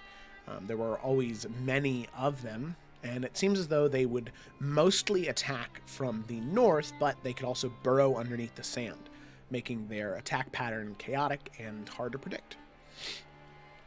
They also learned that there was a young woman named Air who had arrived in Desa and had helped defend the townspeople from these gnolls, sort of helping them form into ranks and keep their morale up, until eventually this young woman decided that she would go and try and stop Korvac herself, try and get to the bottom of it so that way he wouldn't be able to hurt people and cause as much destruction as he has been.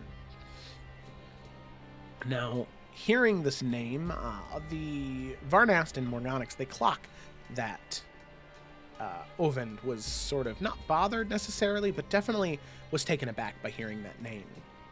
And Ovend himself thanks the young woman in private for the information that she had given, and gives her a coin, several coins, in fact, 4 of them being gold pieces, and one of them being a coin that is meant for Albiord, that should she present it, will give her a home, someplace to stay, someplace safe. She's very thankful for that, and a connection is made there, where she realizes that Ovend, this man in front of her, is the same one Air had talked about. And Ovend confirms this by telling Yara, this young woman, that Air is his daughter. There a tense moment between the two, and some information revealed that Air knew that Ovend would come after her and wished that he would just let her do this on her own. Ovend purchased some alcohol for the journey and continued on his path to find that thing that mattered to him, to find his daughter. But that is unbeknownst to the rest of the party, as all of you now mount atop your lizards and you begin to head towards Desa. Now, lizards just sounds like such a dirty euphemism, and I'm never gonna stop giggling at it. Please proceed. Okay. So, you, on top of that, you were given a map by Yara to help you traverse through the Bloody Mesa a little bit easier. And you leave Nazunet headed for Desa, and then in turn headed for the Bloody One's home. Now, in order to get to Desa, it is a day's journey, so you will get there early tomorrow morning, so there will be some camping involved tonight. So, as all of you begin to journey, making your way through the winding, sandy dunes and rocky outcroppings of the mesa around you, go ahead and move you back here. So, as you begin to make your way through the mesa, leaving Nazunet behind, obviously you will be able to get to your camp that evening. But on the journey there, is there any discussions that need to happen before we arrive in Desa? Morganax has stuff, but she will wait until they camp for the night. Okay. Torn might also have things, but again, camping. All right, fine, I'll go then. So, Varnast would try to ride up next to Alec and be like, "Would you ride ahead with me a little bit?" Yeah, absolutely. All right, so we'll go like a little bit more ahead, just to kind of be out of earshot of everyone else, but not like super far ahead to where like, oh, this is dangerous and stupid, obviously. Yeah. Well done with the lizards. Thank you. It really wasn't as difficult as he made it sound. You just have to be unafraid of them. And that's, I think, any animal's first instinct is to show that they are the most powerful creature, and if you can hold your ground and show them that you're unafraid, they will respect you more for it. The world isn't very kind to the weak, unfortunately. That is sad, but very true. Alec, I need to talk to you about something before we got much further. Okay, is everything alright? Everything's fine. Just, something you need to know. After, this business with Korvac, after we find Nibiru and make sure it's safe, I aim to go back home when that's all over. He just kind of like looks at you for a few moments and just blinks. Almost like she hasn't connected any of the dots. I'm aiming to retire from being an adventurer. And she furrows her brow at that. No, for fuck's sake. What I've been doing, I don't plan to keep doing it.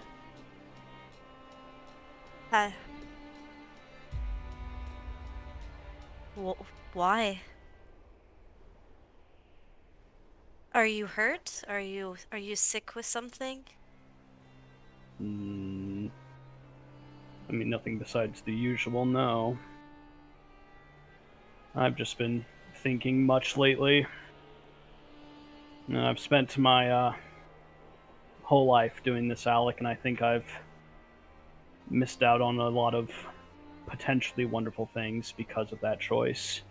I mean, I was only joking when I said you were old. I know. Kind I joke of. about it too. But, you know, these past few weeks, this past month especially, it's just felt more and more like the right thing to do. You can see she kind of looks at you for a long moment before looking out in front of her. I understand wanting to go home. You've been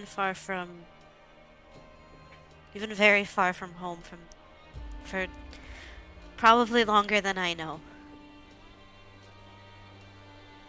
And you deserve to be amongst your people and your family again. And I would never want to hold you from that. I cannot thank you for everything you've done here for my people, but I know your home needs you too. No. Well, thank you. I just haven't seen my mother or my sisters in a long time, and I would like to spend a lot of the time I have left with them, you know? I understand. I just didn't think you would say this already. What do you mean? Varnast, you are much like... She kind of like looks around. Like a large rock or stone. And I say that because you are one of the strongest people I know. You're unmovable. You're unshakable. You have so much strength. But even the strongest of stones, over time, they start to chip away.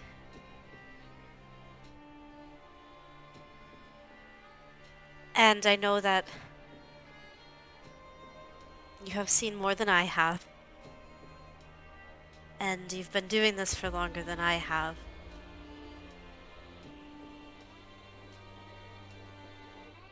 And I just don't want you to feel like you are losing your pieces faster than you wish. I hope that makes sense. I think I understand what you're saying. For a long time, Alec, I did what I did because I thought there weren't enough people like me willing to fight and stand up and do what it took to help people. And these last few months in particular, with everything going on, has been very enlightening. We met the Knights of the Dawn. We've met so many people and friends in all of Efera, the Gemstone Archipelago, Emerald, Sigrun, so many others that are willing to fight and risk themselves for the greater good. And I think I've done my part in that journey, especially once we finish things with Nibiru. I think I'd feel okay leaving it to others. I agree. You've done very wonderful things, and you will before we are finished. And you deserve to be a stone at home with your fans and your family back home. But I would like to not think of it until it comes about. Fair enough. I just wanted you to know. And she just kind of looks at you and gives you a small smile.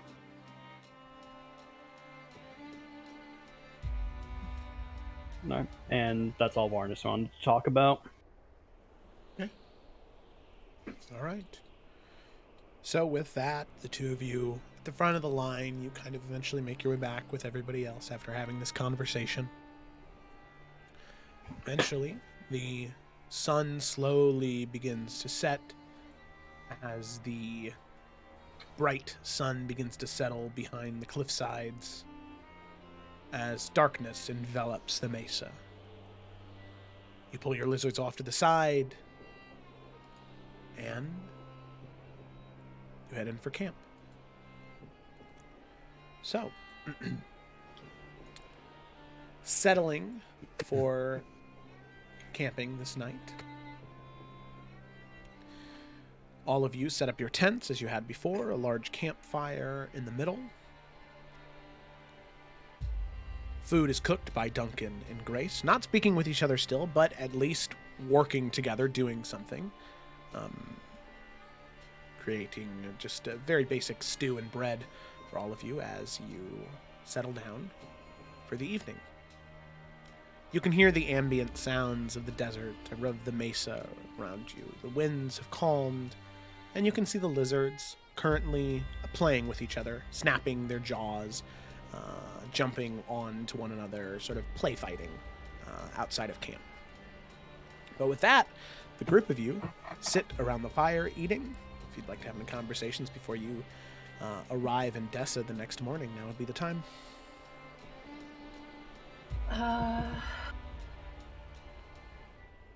Does everyone gather around, or is anyone hanging back or not engaging?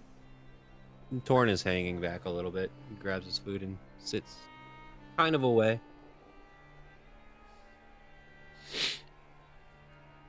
What about everyone else?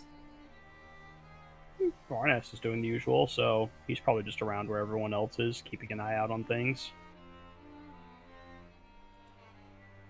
Yeah, Alec would also be sitting around the fire.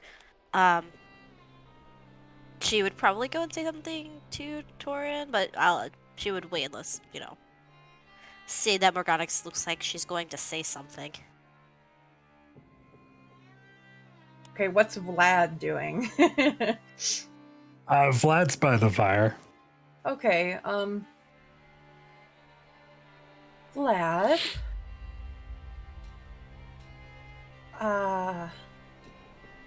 Seeing as what we're going into is very dangerous, we all need to be on the same page.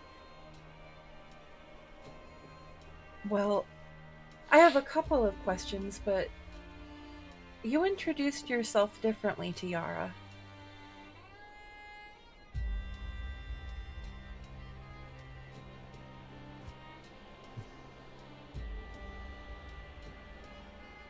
Let me tell you this story before you ask your questions. And you're right. Honesty is very important moving forward. My name is not Vladimir.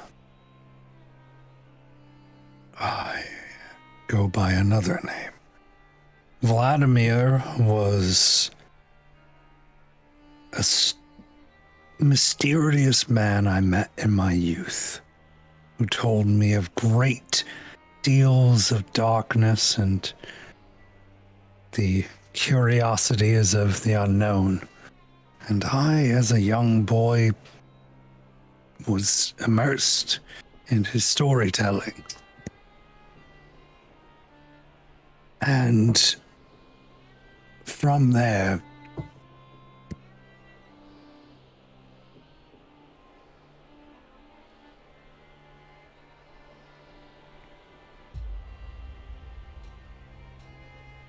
Did we lose Eric? Eric? No, wait, from there, what happened? No! End of the story. Shit. Ah! From Like a there, then he storyteller vanished. just drops dead silence, like, what? And from there. The whiskey was poisoned. Oh my god. and from there, Oh, Okay, all right. everyone, Everyone shut up. everyone, shush. and from there, I grew very interested in the unknown. I grew up a different person. I was a hard-working, adventurous youth, and then later on took on a different role in the city of Albiord. I go by the name Ovend Aki, the Jarl of Albiord. I am looking for a sword, that is much as true. But the sword, even though it is an ancestor's that's been passed down for generations and something that was given to me when I took on my oath of office, it is not the sword that I am truly looking for, but the person who took it from me. I have a daughter. Air is her name. Spit and fire is what she is filled with. And to this moment, before she left, all we had was one another. I taught her the dangers of the outside world and to fear the unknown, and to suppress that ever-growing feeling in your pit of your stomach to go out to the unknown and fight the things that are harming others. For that could harm you or allow you to miss out on something at home.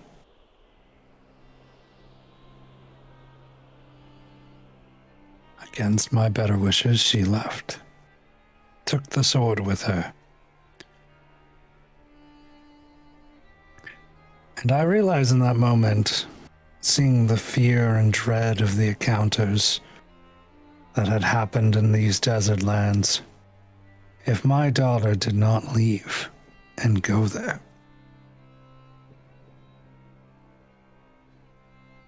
I'm afraid that things would be much worse for all the people there.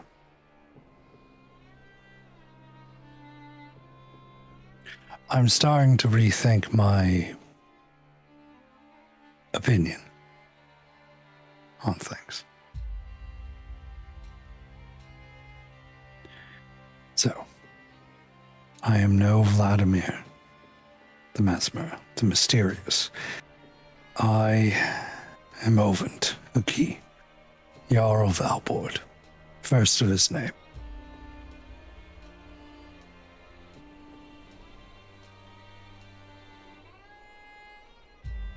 Yeah, there's all the questions I was going to ask. Thank you for telling us. Why did she run away?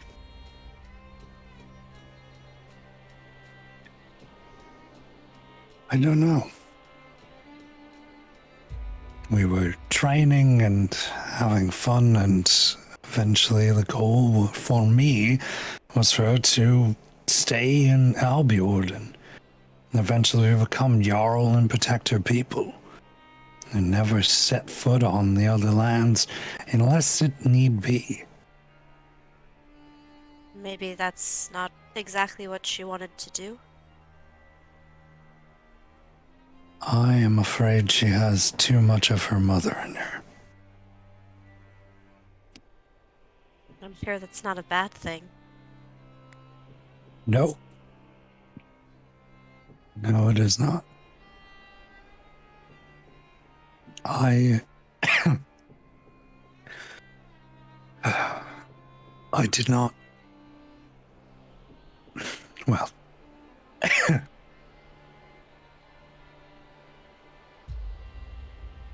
That is a story for another time.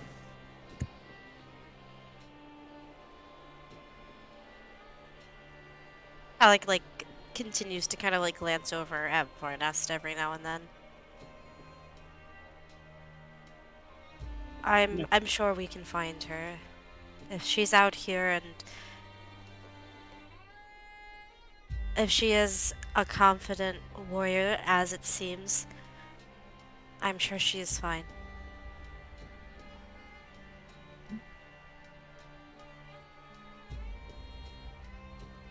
I'll also just say, and this is Ryan, just Alec knows Varnast well enough that she kind of knows what it looks like when Varnast is kind of eyeing someone or measuring them up, and Varnast looks very unbothered to where Alec can probably put together that this is information Varnast already knew. Yeah, she figured.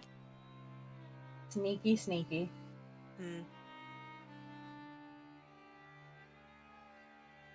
Yeah, Alec has a weird air about her right now. Slightly uncomfortable. But she just kind of nods.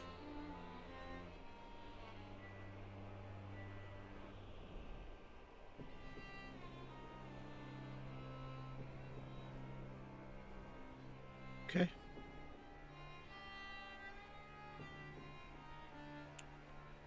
Alrighty. Well, on that note, as all of you were kind of sitting there staring into the fire as their Oven's story kind of tapers to an end and the looks are exchanged. Anything else happening on this this evening? Time passes. The places where you're sitting change. The food bowls are taken as you finish eating. Is Yeah. Torin by the fire? I was just gonna ask if he ever comes and joins us. No. Good. Yeah, ever since Joseph started, he's been off eating by his tent, and then he would finish eating. Is there anything of interest nearby that he could, obviously there's no trees, right? Mm-hmm. I mean, But no, there are. I mean, one of the you haven't been able exactly to drink it in or enjoy it all that much because of the tense air that there is in the Bloody Mesa. But the rocky outcroppings and the different like sandstone plateaus that exist, they are these beautiful layered colors of like deep red and orange and yellow and brown kind of stacked on top of each other, where you can really see like those like sediment layers kind of stacked up one after the other, sort of jutting out of the ground. And a lot of them are in weird, bizarre shapes as well. None of them are just like straight squares. They're all kind of these twisting and turning, wrapping and roiling about, almost like hundreds of roller coasters kind of colliding all together in these like weird layers of rocky sediment. It's really cool to look at. So there's quite a bit here to interact with. It's not trees and bugs, but it's something. yeah, Torin is kind of sitting probably on like a rock nearby, but not like where the firelight would like cut off. He's kind of like almost right at the edge right there. And he's like drawing in the dirt.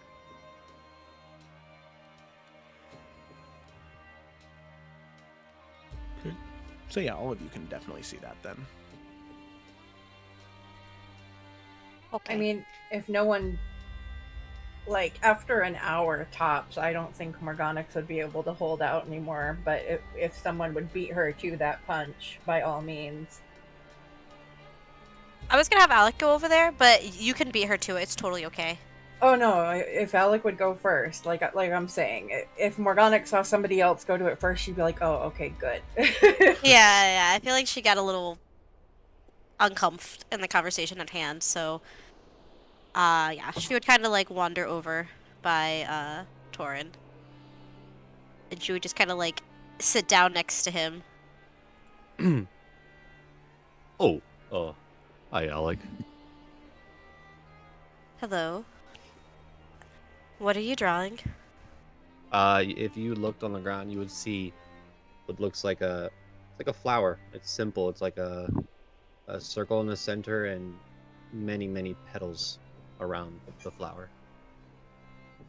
Oh, this is very nice. Yeah. It's I'm not very good at drawing. It's one of the only things I really know how to. So, Oh, I think it's very nice. I would say that is good. thank you. It's a weirdly nice night. Yeah. It's when you feel something in the wind and you can smell it. It's nice, but it is always nice before a storm approaches. Do you think there will be? From what little I know about the people out here and the tribes of people, it's a very different kind of storm that we should be expecting. But you, as I have seen, are very strong and very capable, so you've nothing to worry about. He kind of spaces out for a second, and then, oh, Yeah. Yeah, we should be fine. Are you okay? I think so. You did not every- join us around the fire. Oh, well. Sometimes you need some time to yourself to think about things and think about just everything in general. Good to be by yourself sometimes, right? Right. This helps me think. And she'll, like, roll up some pine for him and hand it his way. what is it? It's Pitus. It is a Efera drug that she It's smokes. It's weed. like weed. He looks at it and goes, what is this? Well, my people use it when we need to clear our heads. Or when we enjoy the feeling of our heads being cleared. Oh, sure. He's gonna take some. So Alec will demonstrate. And she'll like take a puff of it and pass it to him. He also he mimics Alec, halfway not wanting to disrespect her. And sure, why not? A clear mind sounds great. This gif is terrible, Joe. You don't like Bill Hader? Does anything happen? It is Get high. it is up to you, because this isn't like a hardcore magical narcotic. There's no like negative side effect. It's up to you, depending on how you want to interpret how Torin might respond to the devil's lettuce. Maybe he gets the munchies, and it's up to you. Whatever you think would be appropriate for Torin. Alec is very calm. She sort of reaches. Oh God, that is not calm. That is terrible. That's probably what Torin is saying. Bad trip. Bad trip. Whoa! Why are all these rocks moving? Oh my God. Sorry, I'm done. Alec would just kind of like pat him on the shoulder and just say, sometimes it is good to be alone. Sometimes it is good to think and to clear our heads. But we also must remember not to get lost in there. He looks at Alec and with a big smile. Yeah. Thank you. I know we've only known each other for a couple days, but you've been very kind to me. Well, you're very welcome. It is important to be kind to friends. I have a weird question. Okay. Have you ever lost someone very, very close to you before?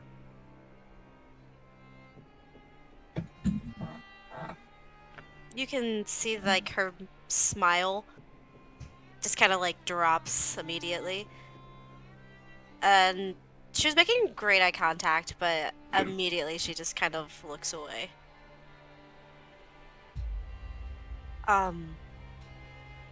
Yes, I have. I have lost a lot of people. I'm sorry. I didn't mean to ask such a... No, it is okay. This is a battle that I have found peace in. Sometimes words are still hard, but I am at peace with this. But I have, and it has taken a long while to find that peace. But everything that I do it for those people. And one person in particular. And it makes getting through the days much more worth it.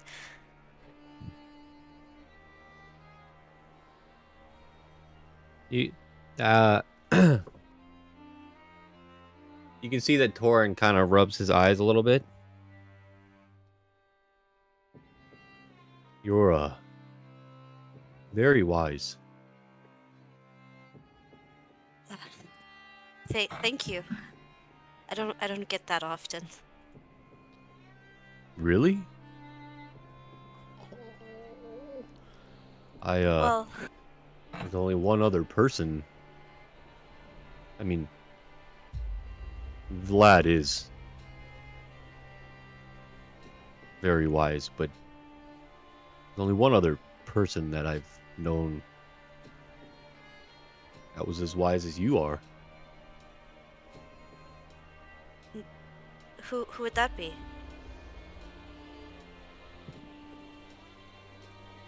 You talked about fighting for that person that you lost. Mm-hmm. That is the person I'm talking about. I've lost someone recently who meant a lot. I'm very sorry, Torin. But you were Eh, right. You fight for that person every day, Yeah, and you do good for them, not just for yourself.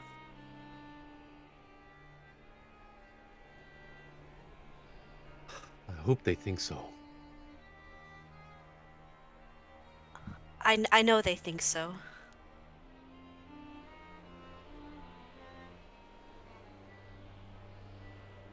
And he kind of wipes his eyes again. Wow, the dust out here is a lot of dust. Alec just smiles. Torin, you are a good friend already, and I am happy to have met you. And I don't know how wise I am, but I have learned that even at our weakest moments, even if it feels as though we truly have lost everyone, as long as you can remember all of those good memories and those moments of happiness that you did have, even if it's dark, even if you think you can't remember, know that it happened. And just because it's gone now doesn't mean it never did. No one can ever take that away from you.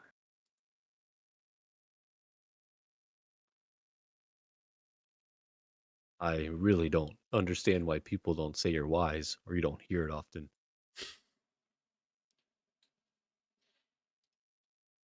I will remember these words. Um, by the way, uh, the person I mentioned, this is their family's crest. Do you know their name? Or may I ask their name? Sonia. Her name was Sonia. Well, And they sound wonderful. she was very wonderful, kind, very stern, one hell of a fighter. She taught me everything I know.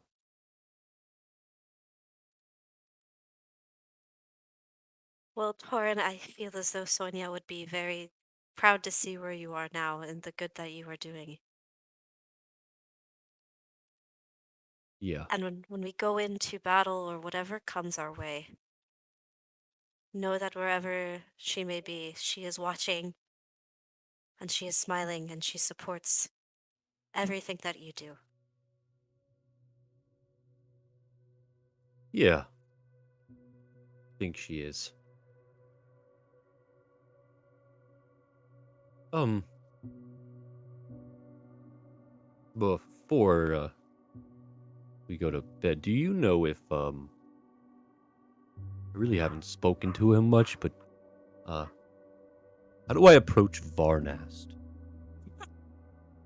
Alec just laughs really hard.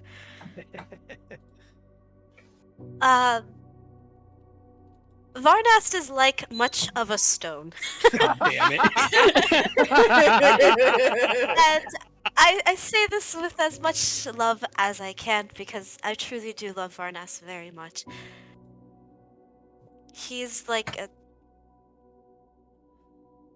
yeah, I do. Um just because he appears to be a stone does not mean he's not soft in the middle. he has a care for many things. And as long as you are honest and open and yourself, you will be just fine.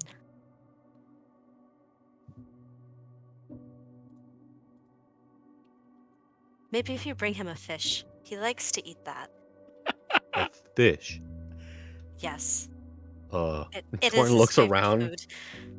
There's no water. He goes, all right, I'll see what I can do. Alec just smiles. Thank you, Alec. You're very welcome, Torin. And remember, if you are ever feeling like today or tomorrow or another day is a weak day, know that you are strong. And you can make it through. Have a good night, Torin. You too. And Alec will just kind of give another smile and head off to bed. I got one last thing if we have time. No, yeah, we got time. What's up? All right, cool. So after Oyvind's whole talk with everyone, where Varnast just sat there and said absolutely nothing, probably around the same time that like Alec leaves, he'll stand up and he'll walk over to Oyvind and he'll kind of like pat his shoulder and keep walking. Walk with me. And he'll just kind of walk to like the perimeter of the camp.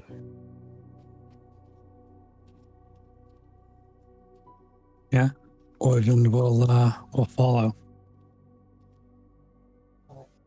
And Varnast will head to like the direction of the camp where like that's where they're going to travel the next day, so they're kind of looking out at like basically the path before them. Mm-hmm. Yeah, of course. Doing all right.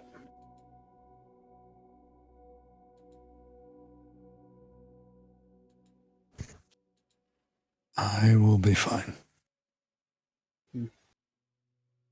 I am moving forward a lot faster than my feet can follow. I want more than anything to be there for, but another part of me wants to turn around, go back. I don't know if it's because I want her to figure out this all on her own, or if I'm afraid to move any more forward.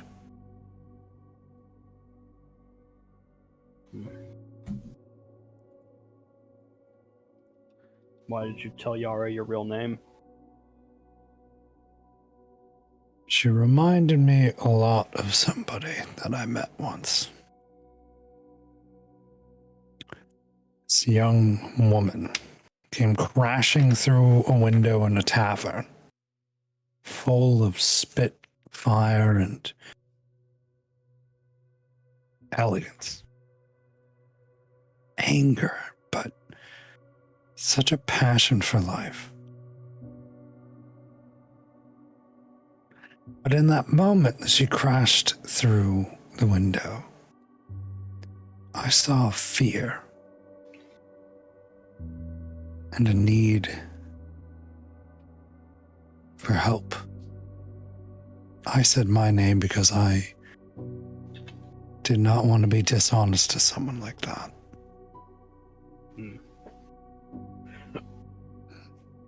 Being out here is different than being in Albiord or in New Efera,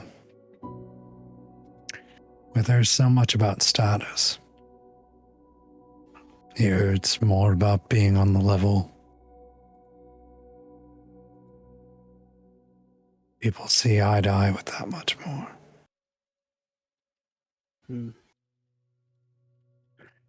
Well, been on a bit of an honesty kick lately, so suppose it's my turn. Yeah. Do you want to know why I really didn't care for your show the other night? Only if you want to tell me. Seems only fair. I don't mind. And Varnast will kind of like grab at his collar and lower it slightly. And I'm sure you've seen it before, just because Varnast like doesn't really work to hide it anymore. But there's a really nasty scar that goes all the way across his neck that looks like a fairly deep injury. I assume you didn't hear about how I got this. No.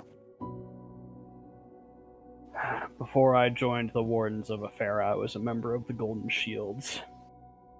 I was working with them in Efera in order to wipe out their pirate population.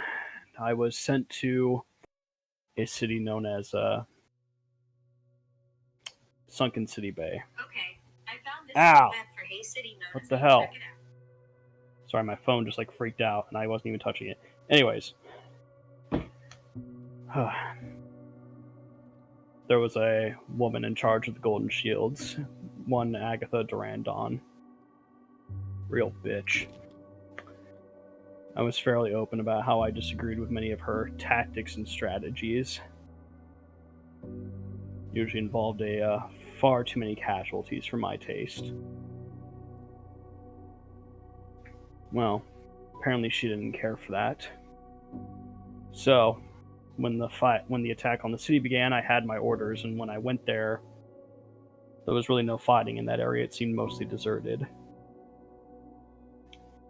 She ordered 2 of the crew that I had grown very close to take me and to kill me. They did this, and as he kind of like motions across, you see that it's not like one continuous line, it's 2 different lines, where one cut one direction and one cut the other one. It was only through my connection to Estitia that I was granted a second chance to do something to help. Needless to say, I didn't take this betrayal very well. And after meeting with these people, it was only a week or 2 later that I found them again.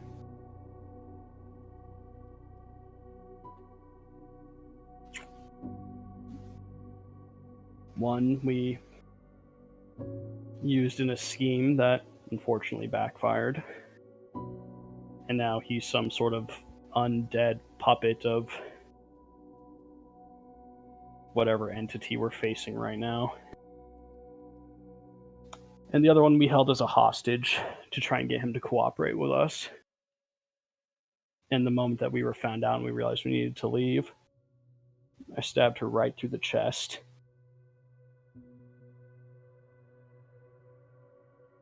And then I walked away. And at the time, I was very happy. I was glad she was dead after what she did to me. Felt that it was right, it was justice. And then I kept traveling. And I changed. Now looking back,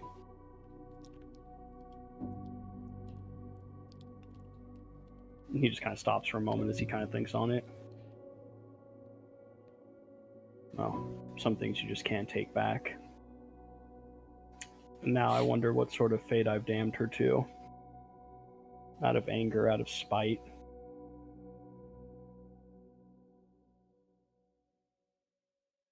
And I don't know.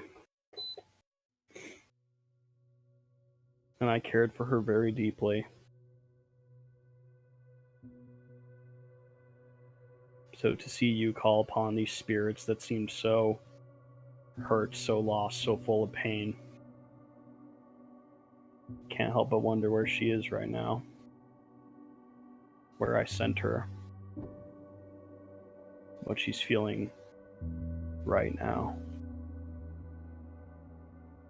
And then the more I thought about that,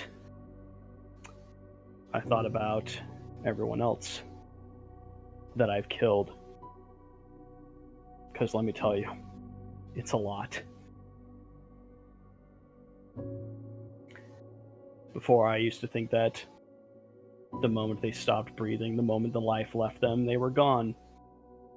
They meant nothing to me, one less evil in the world. Now, I don't know. And that's why I didn't care for your show. Because I didn't like what I was seeing. But it wasn't you. It's me.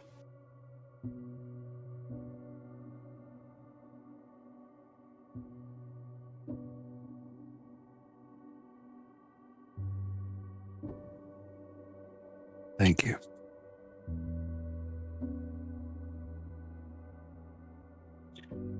I don't know whether or not to offer you this, but if you were ever wondering about her, we could reach out. It wouldn't be a show. No one would need to see.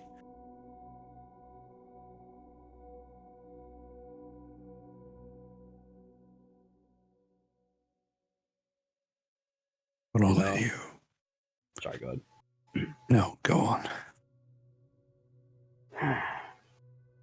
You know, a few months back, I wouldn't have even considered it. But, like I said, I've changed. And I think I need to know the truth. Even if I don't like what I see.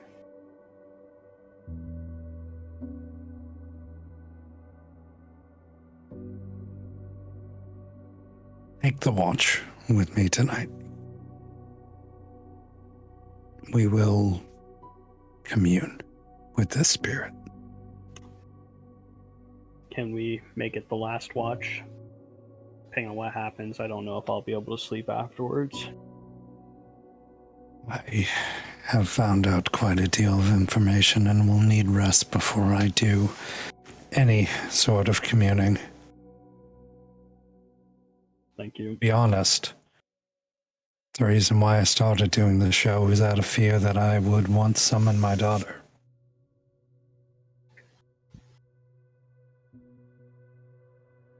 I would know that she was at least put to rest. The more I did the show, the more I communed with the spirits, the less and less I saw of her. The night before you all came, I saw her sword in the ground outside the cave. That is why we're on this adventure. That's why I will stop at nothing to go there. And if need be, I will bury that sword as deep as I possibly can into that demon knoll skull. And banish any sort of spirit to the far plains. And if I have to do it by my own hand, I will. Varnast just raises an arm, but she won't do it alone.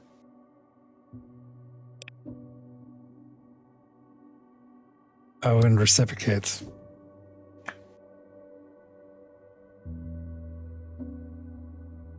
We should try to rest. Yes. Varnast Owen like sheds. pats him on the back. Yeah, he returns the favor and sheds some of the garments that he's been wearing that are a little bit more gaudy. Puts those away and begins to show off some of the actual natural tattoos that he has. Shedding a layer, as it were.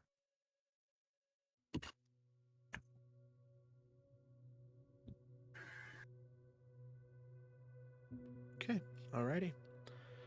Sounds good to me.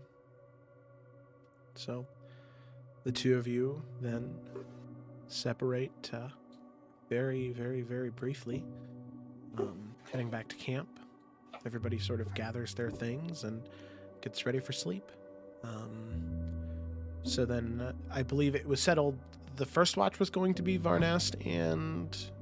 The Oven? last watch. The last watch, okay. The last one. Last watch, okay. And then the first watch? Morganix will volunteer for Torin. first watch. Torin will also volunteer. Okay. So Torin and Morganix, and then Oven and Varnast. Sounds good. So Duncan and Grace and Alec, you get like a... Well, I mean, you meditate, so I guess you're going to be... Probably around if things get a little too crazy. Yeah, but you'll be taking a very restful last 4 hours during your meditation. Absolutely. Yeah. Okay, sounds good. Well, with that, we go into the first watch between Morganix and Torin. So the two of you go ahead and make perception checks for me. 17. Ooh.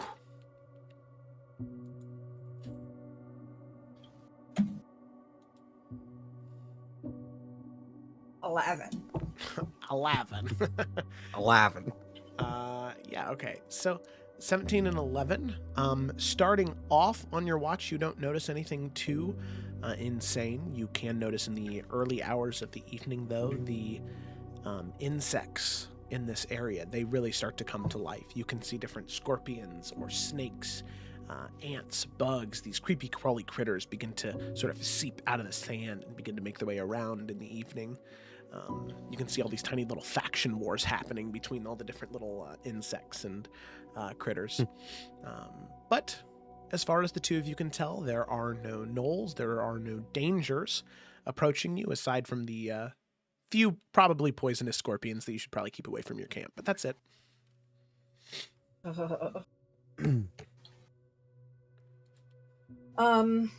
Is there anything alchemical I can sort of brew up just in the time of my watch to help us with the elements, like the wind and the sand? I'm imagining we all just feel like crazy sun and wind burned right now. Yeah. Is there any kind of salve or balm I could try to brew up? You could definitely try. I think that the only thing that you're going to run into is you can't control the conditions, right? It's still really windy. There's still a lot of sand. So you can definitely try, but the DC is going to be pretty high because of all the different things that could contaminate the mixture. You know what I mean? Jeez, yeah.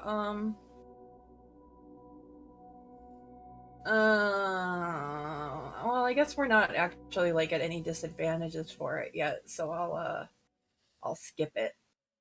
I'll just ration out my aloe. All right. Sounds good. Can I say that Torin is not wearing his armor currently? Yeah, sure. And he kind of walks to the watch. Yeah, he doesn't have his armor. He just has his tunic on, which is kind of cut off at the arms and stuff. And you can see he has a lot of scars on his arms and stuff. But not like covering the whole arm, but like maybe battle scars. Sure. You probably see. And he just walks over and sits down and looks at the sky. Hi. Hello. I'm made aware that you and I haven't really had much conversations. Suppose we haven't. I'm sorry about that. Oh, I think it's my fault. Are you okay? I noticed you were kind of hanging back a lot tonight. Oh, yeah, just a lot on my mind. Sure. But Alec is... She's good to talk to. She is, yeah. I appreciate you all being so kind and just generally being nice to Oven and I. We don't get that a lot. I hope we have been. I know there was a little hesitation in the beginning. No. I- I could say that there was also hesitation on our end too. Sure, I'd be But, foolish not to.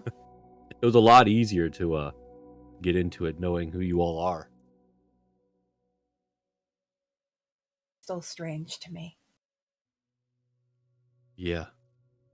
I could see why or how it could be. But you all have done such great things and so much good for many people. Well, I'm glad we were able to. I wasn't always sure we'd be able to make a difference. Well, you can feel good knowing that you have already. Yeah, I do. Question. Regardless of... Sure, yeah. Oh, no, if you were going to say something, go ahead. No, I was just sort of rambling. Go on. How long have you all been traveling together? Joe, how long have we all been traveling together? Oh, goodness gracious. Right? Like, I know less than a year, I want to say, but we've had time jumps. So I I want want to say like damn near almost a year. It feels like, right? Yeah, I Even mean, in maybe 8 to 10 months. That's the area that I would. Is that including or disincluding the time jump? Probably including. So it'd probably only be like 6 to 8 months. 6, but it's actually been like 10. Yeah. Okay, sorry. Well, less than a year. It feels like maybe around 6 months, but we were in a place for a while, and time worked differently there. And when we Wait. came, yeah, You It all was- accomplished all of that in less than a year? yeah. Oh. You see a slight blush from Torin as he's just realizing how powerful and like ridiculous you guys are. Wow. That is I am so honored to be traveling with you all. Morgonix looks a little, not uncomfortable, but like she doesn't really know how to take this kind of thing. So it's like, oh goodness, okay, sure. Does Torin notice? Kind of he could. uncomfortableness? She's, it's not like, it's not necessary. It is kind of uncomfortable, but it's not like bad uncomfortable. Like, it's nice, it's just weird, and she's not sure what her appropriate response should be. Well, I mean, you have to understand, a lot of it, especially in the beginning, was about being in the right place at the right time.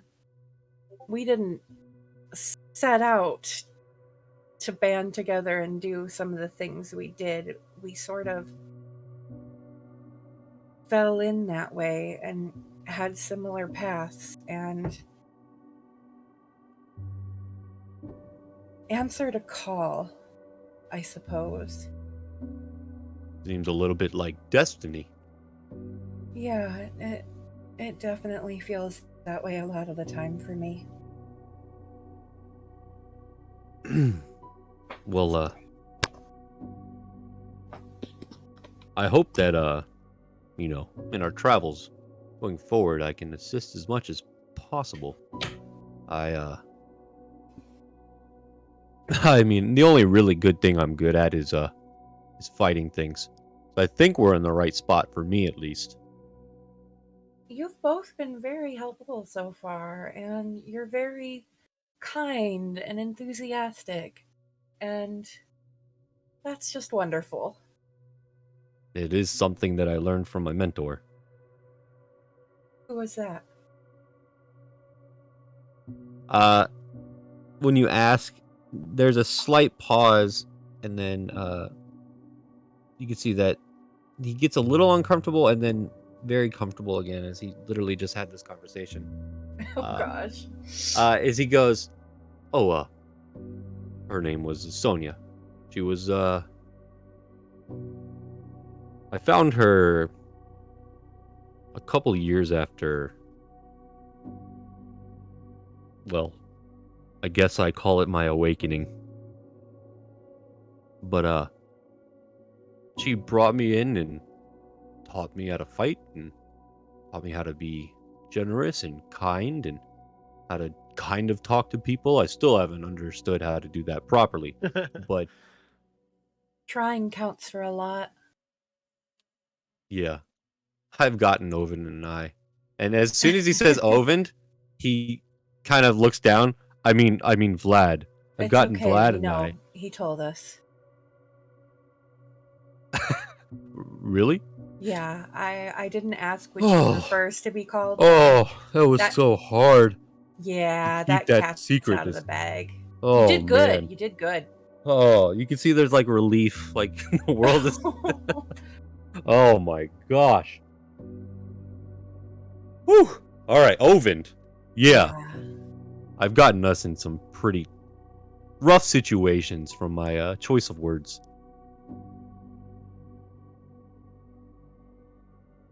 You've got. Hope- It's good to have him watching your back and all of us now. And I mean, I don't think we're going to run into very many people out here where we need to talk our way out of much.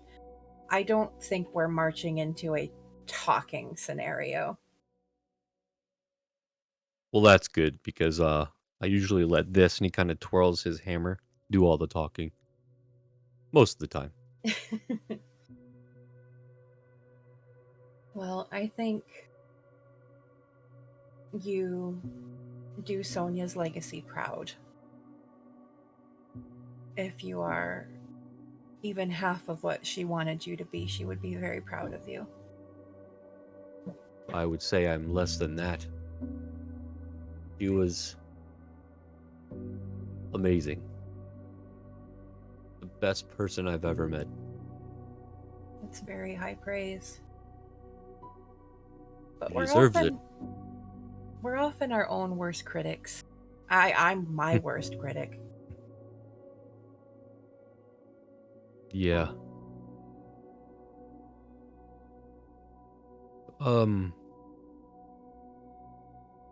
You wouldn't happen to know about well, actually, DM, does Torin know who the golden shields are? Just the symbol. No, I mean, considering your time in Bromsgrove, you would probably know who they are. Just because of how large of an organization they are inside of Bromsgrove. But like, He wouldn't know the extent of them, though, right? He would just Exactly. know. Yeah. Okay. You wouldn't happen to know any information on the golden shields? Well, Varnast would be the best person to ask about them. We've had some encounters with them, and there's certainly a presence here in New Efera, but Varnast is definitely your man there. Okay. I don't know if I could do any of the information justice, and that's saying something. I was actually asking Alec earlier of how to approach Varnast, and she said fish. I don't think you'll find that out here. No, I don't think either. Unless you wouldn't happen to have any magic that could make fish, would you? I do not think so, no. I'm not really good at creating things that would be fake, and that would be kind of mean. I think if you just go up to him and say, "Hey Varnast, could I ask you some questions?" He's pretty straight to the point. So like, hey Varnast, you know about the golden shields? kind of thing. Or, hey Varnast, can you teach me about the golden shields? Okay, but should I start off with that, or should I like, hey Varnast, nice weather we're having? You could try. I think that might make him suspicious. Oh, really? Okay. He's not Hmm. really a small talk guy. I think you can shoot straight with him. Just like, hey Varnast, what's up, Yeah. man? How's it going? Can you tell me some stuff about the golden shields? I'm just tell him that you're curious and you have some questions, and he's usually pretty good for that. He's got a Okay. kind of gruff exterior, but he's a good man. All right. He scares me a little bit. I'm not gonna lie. Yeah, I got that at the beginning too. You all are pretty cool. Yeah, you guys are too.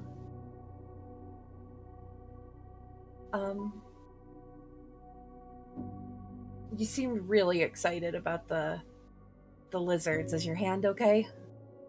He looks at his hand. Oh yeah, it's fine. It was a flesh wound. I'm gonna pull Minerva out of my hood. This tiny little owl cat. It's basically a cat with owl wings and little feather tufts. Torn's seen this. Nope. Has he?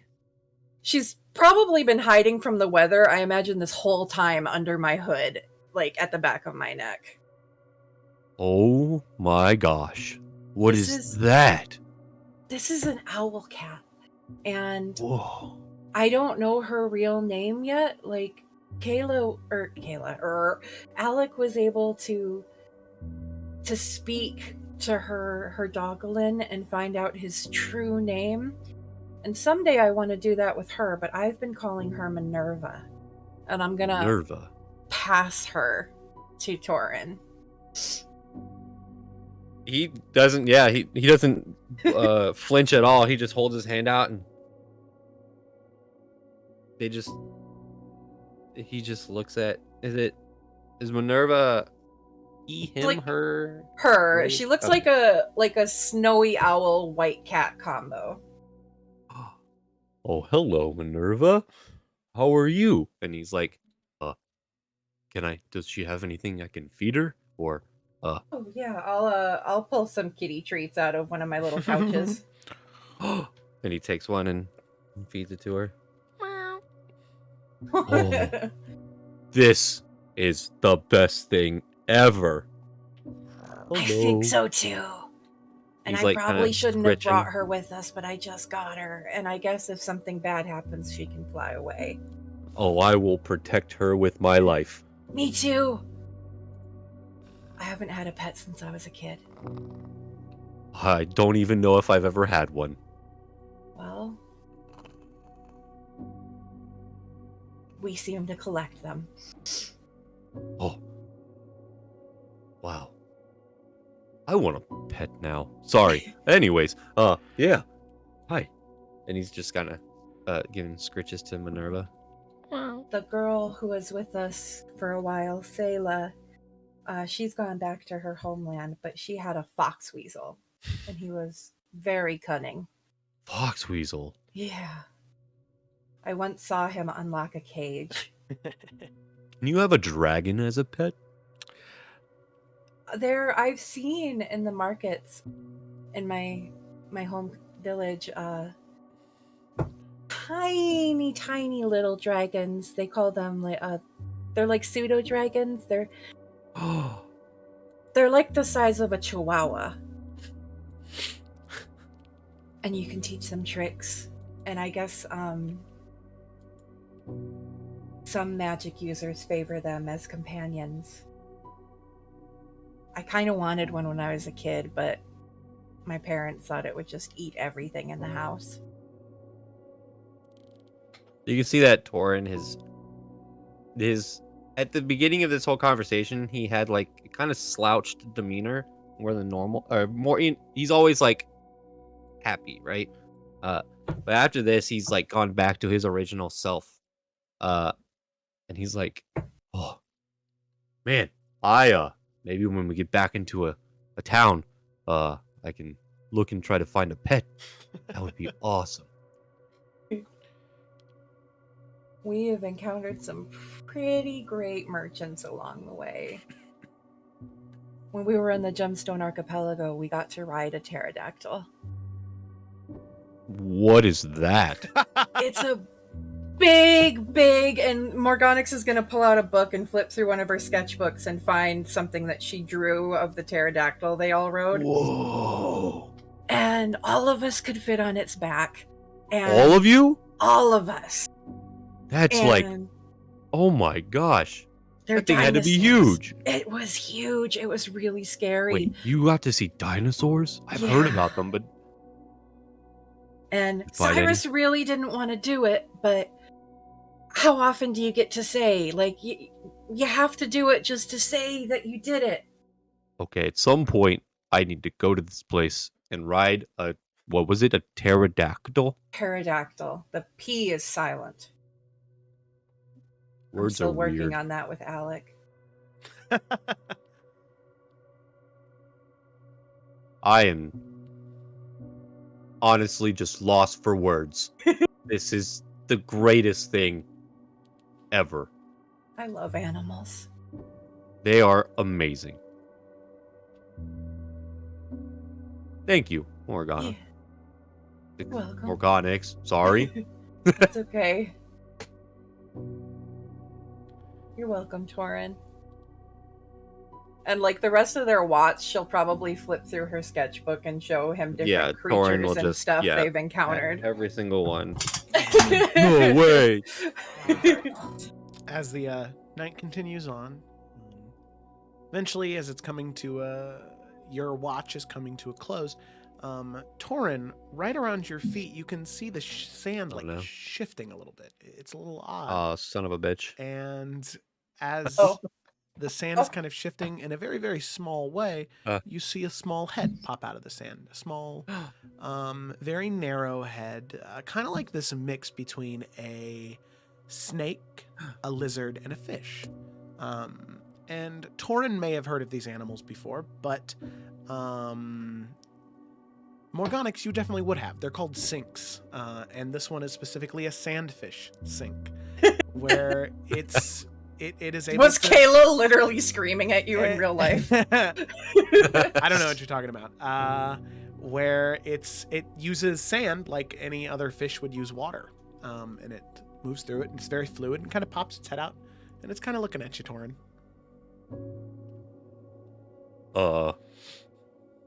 Organics. See it too. Organics. Oh, what do I do? This is like a, it's like a fish, Yeah, but I could give it to Varnast, but it's also so damn cute. it is really cute. He starts reaching for his hammer. Oh, Oh, wow. that turned fast. Maybe not. But then goes into his bag that's right next to his hammer and pulls out a ration. And he slowly puts the ration near the sandfish. Okay. Kind of moves on top of the sand over towards the ration and just kind of starts to like put its little hands on it and kind of crack its head into it and kind of rip and tear some of the little pieces of ration. He's so cute. Yes.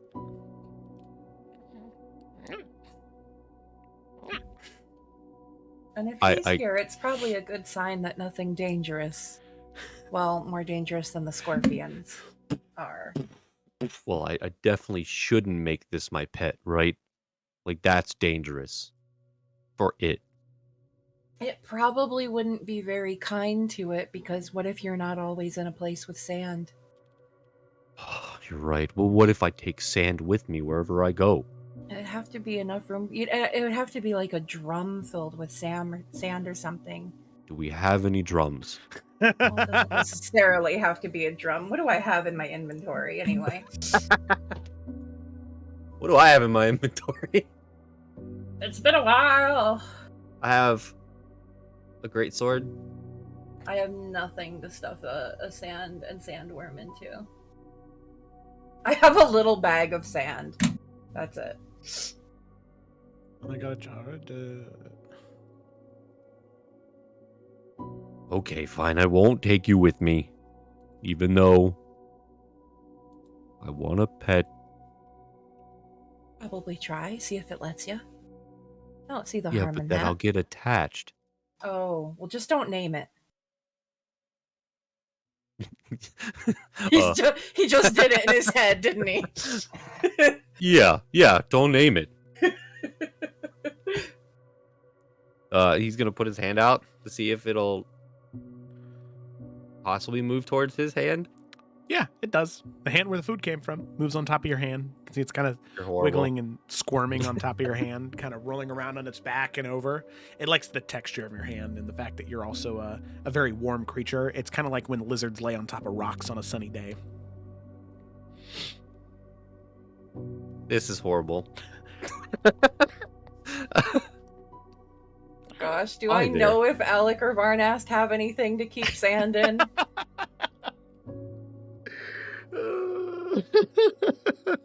Don't all answer at once.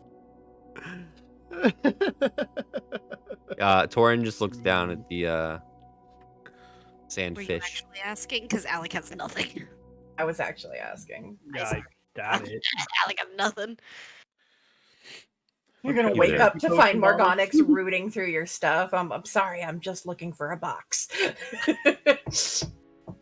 He's just Torin's gonna get up with it in his hand, and just walk a couple feet over and gently, like move his hand towards the sand and just say, "I know that I would love to take you with me, and that you are adorable, and I would probably name you, but where we're going is very dangerous, and I'd feel real bad if I got you killed.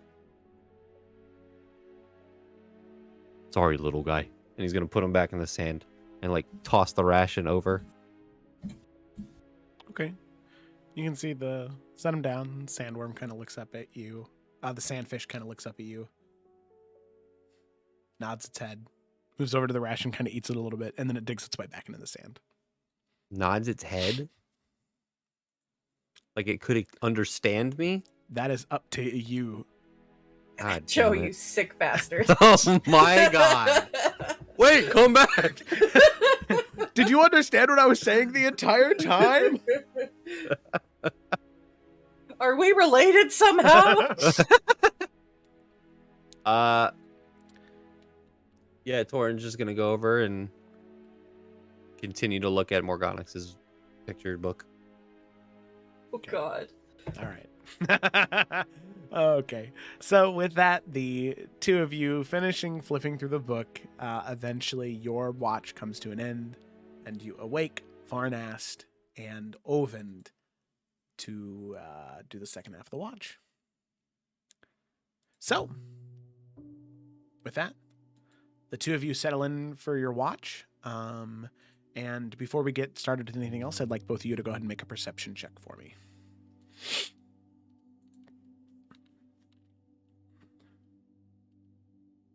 $25. Woo! Woo! God damn! 28. Woo! You guys are heightened right now. You're ready. Holy shit. All right. So same thing that they noticed. You can see all the little different insects and critters and creatures making their way. Now that the sun isn't out, they finally have the time and there's no chance of overheating or exhaustion or anything like that. However, at the beginning of the second half of the watch, as right after Torin and Morgonix head to sleep, the two of you can hear this banging, not banging sound, but these heavy footfalls. Slow, heavy footfalls. And as both of you kind of make your way away from camp just a little bit, just to like sort of climb up on top of a ledge, you can see this like herd of rhinoceri that are kind of making their way across this mesa. There's maybe 10 or 15 of them in a group. You can see the larger ones up at the front kind of leading the rest of them behind as they are just making their way through slowly but surely, until eventually they fade off into the darkness. But just something you noticed during your watch. Other than that, goes fairly undisturbed.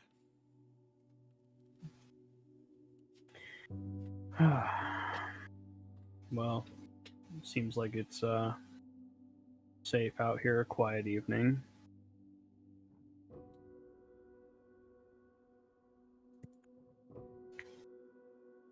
Yes. I think it's the right time.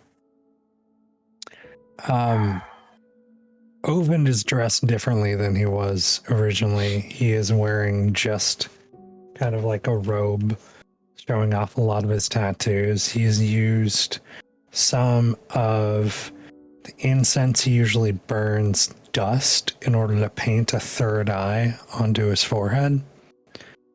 And he has used like some of the wax to make a seal over like a piece of parchment that he has like written and inscribed something into it using the information that he gathered from Varnast earlier.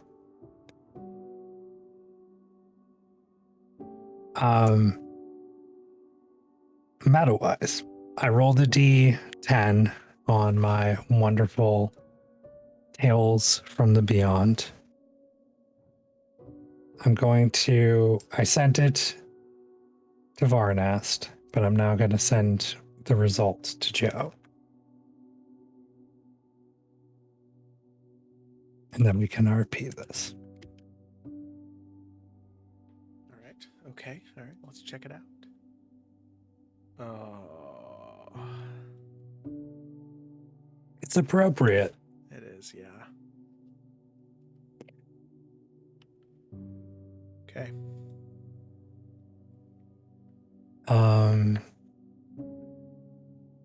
In front, so Oven will sit in front of the fire fairly close to it, about a foot or two away, sitting cross-legged. He has 3 different vials, jars,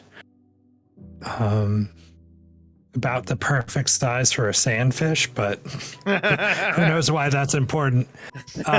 Full with different forms of dust, different colors. And he just begins grabbing some of the powders out and throwing them into the fire, and they create a different color. Some of them radiate with more heat. Some of them are like red, and then there's blues and greens, and they begin to like twist into the fire as the fire begins to grow larger and larger. And then there's this weird moment where it begins to suck into itself so that there's only a bit of an ember. All of a sudden, he throws in the parchment that he wrote that had the sealed mark on it, an arcanic symbol. And then as it begins to burn and rust, it just explodes with fire. And from the smoke, or what you would expect to be smoke, you see images through all of the flames as they flicker off onto the top and look less and less like smoke and more like a phantasmal spirit.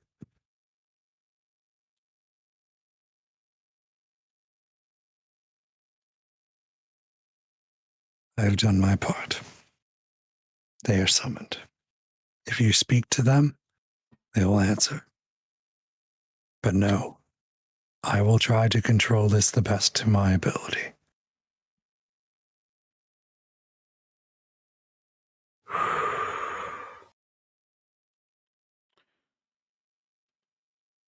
Varnast just stares at like the image before him. And Varnast, to your memory, you can very clearly see, as eventually they kind of begin to be filled in by your memory, the image of Dara.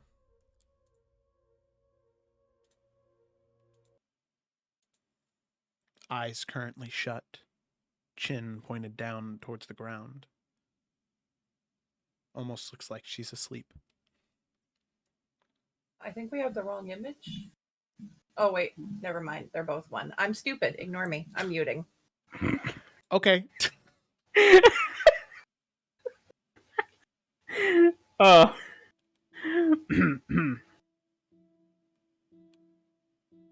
Hello, Dara.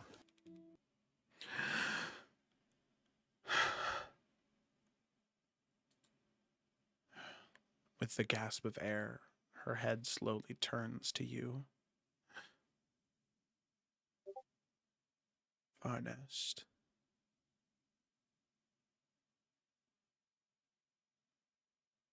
Yeah. Cold and emotionless.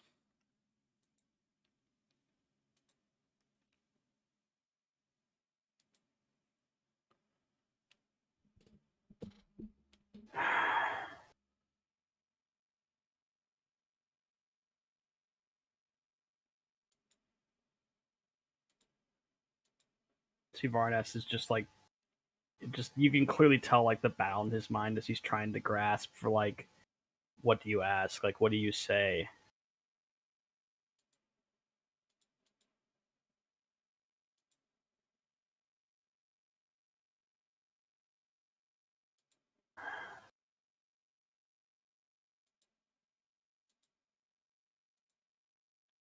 What did she threaten you with? What did she say she'd do to you if you didn't listen?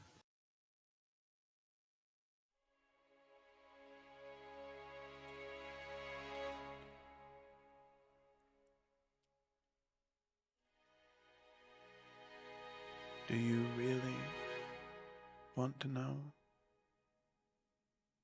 Do you really think it's going to make you feel any better? Probably not. But I want to know anyway.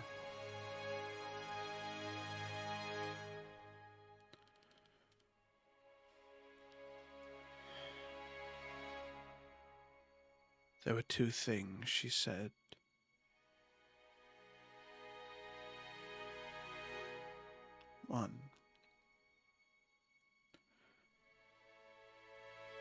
One was a spot of shame of my own.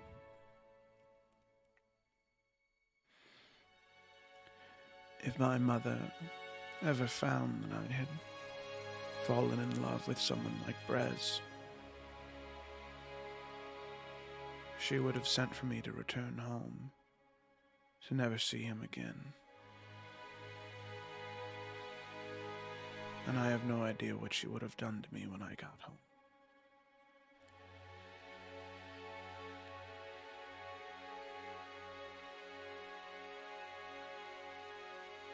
The other thing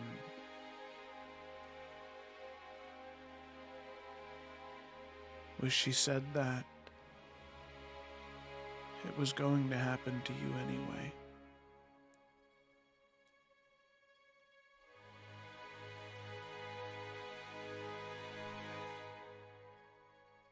She said that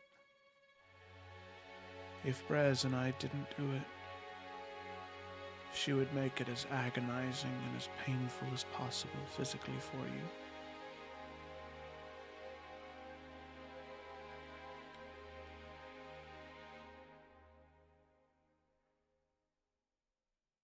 We didn't want you to suffer. But in us trying to help, we only made it worse.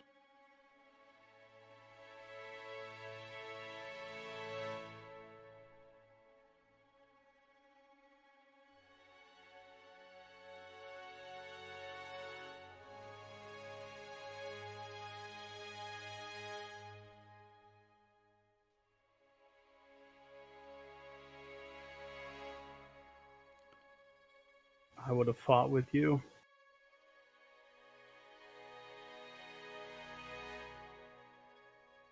If I'd known,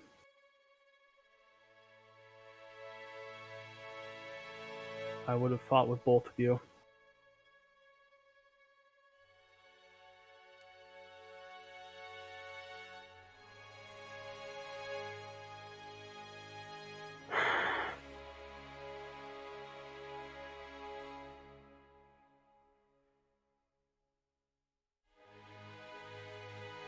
I'm so angry.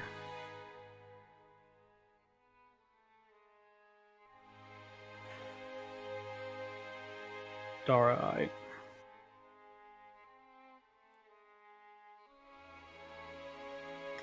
I never told you the truth.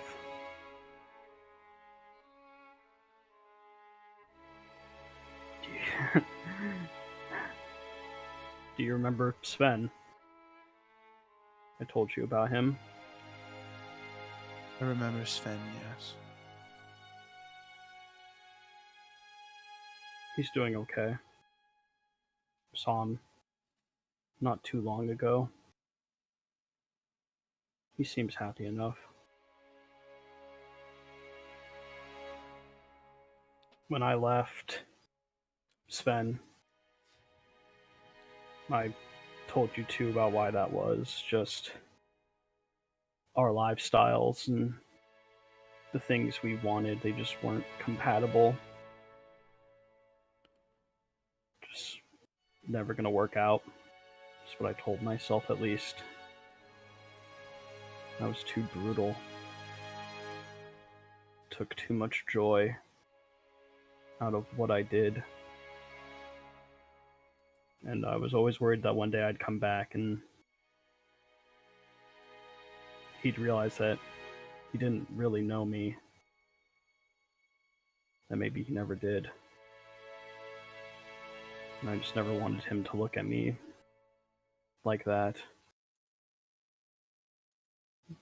So it was easier to walk away. The work was too important. Then I worked with the Shields. Served along some good people. Some not so good people.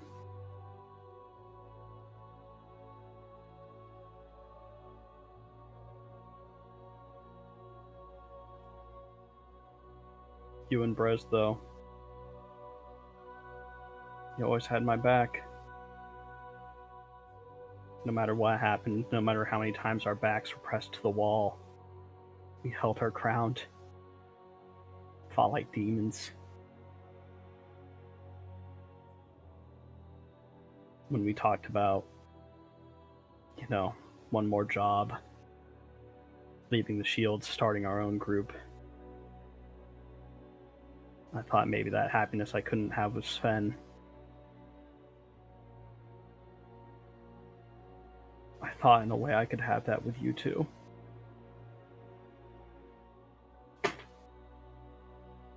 Because I loved you both.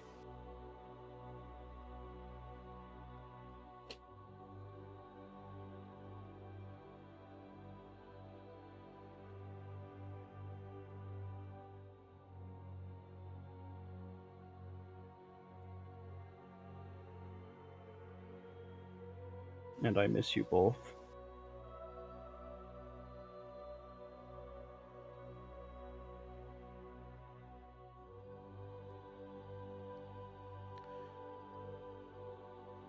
I don't know how much it will help Varnast.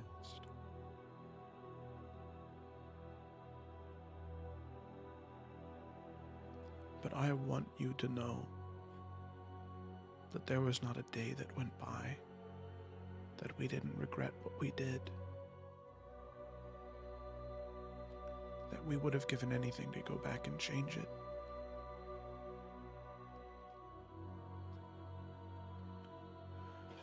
We thought that after that we'd be done. And we could go back to Sunken City Bay. We could find your body and we could we could take it to Albjord, and we could tell them that you had died in battle, protecting people, saving lives, doing good things, fighting the good fight. And then we went and you weren't there, and we didn't know what happened. And I remember so clearly the moment I saw you in New Efera. My heart dropped.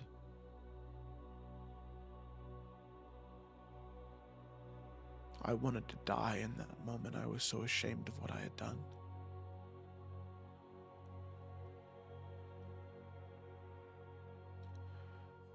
And I guess after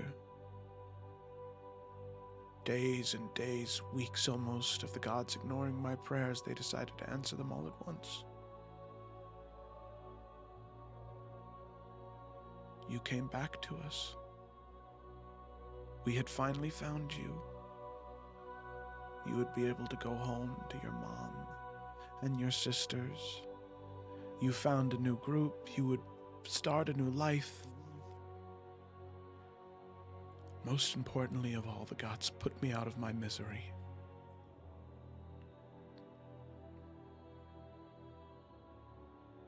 I was never going to be able to live with myself, Varnast. At least in death, I can think in peace and try and atone for what I did.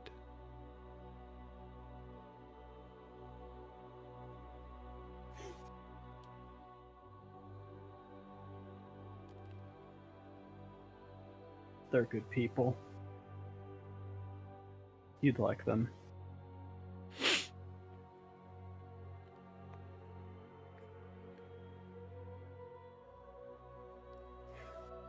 I bet I would. I don't know.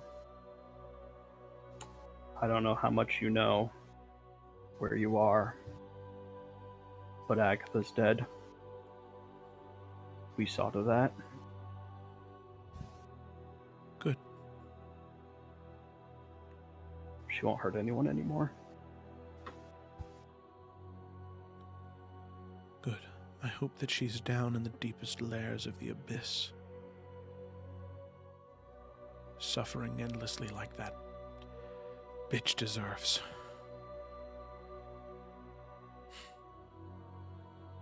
She smiles a little bit at you at that. Gives a very weak smile back.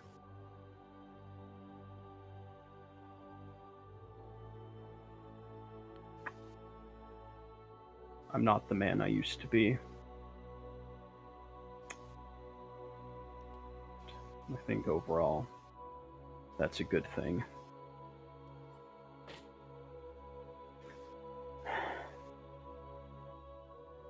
And I can't take it back, I can't fix it, I can't do anything anymore, but I am sorry.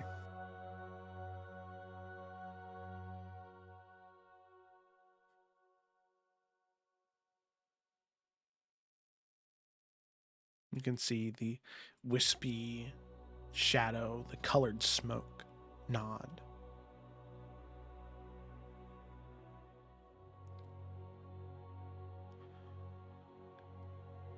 Of course, I accept your apology, Varnast, and I don't expect you to do the same to me, or Brez for that matter. We don't deserve your acceptance. But someday, somehow, I can promise you that we will make it right.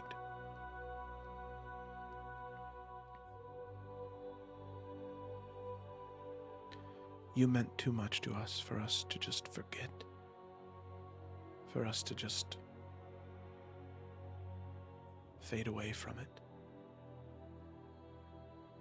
I won't let that happen.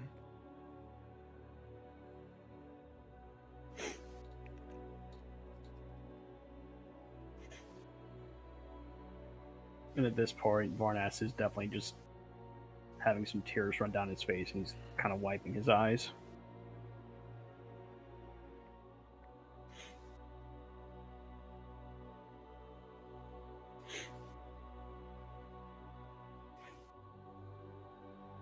I do forgive you, Dara.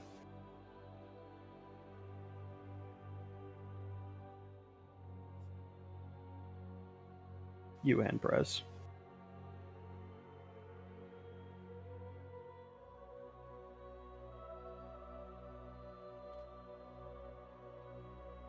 And you can see her kind of gasp for a moment. And you can see this like sort of thick, like deep gray veneer of that smoke. All those colored hues, all of it has been rather dark and mystified. But you can see as she starts to breathe, that air starts to thin. These deep gray and black plumes of smoke begin to shift and change. The cloudiness, the darkness begins to slowly slip away and fade. As you can see, the wispy clouds begin to smile.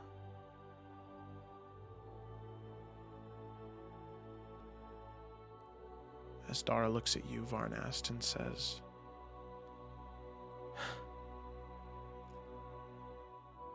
I promise I'll make this up to you, Varnast. And for what it's worth.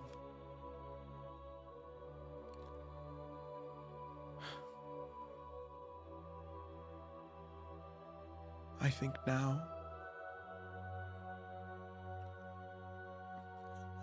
that if you were to come home to Sven, I think that he and you would both know exactly the kind of man you are. I can promise you that.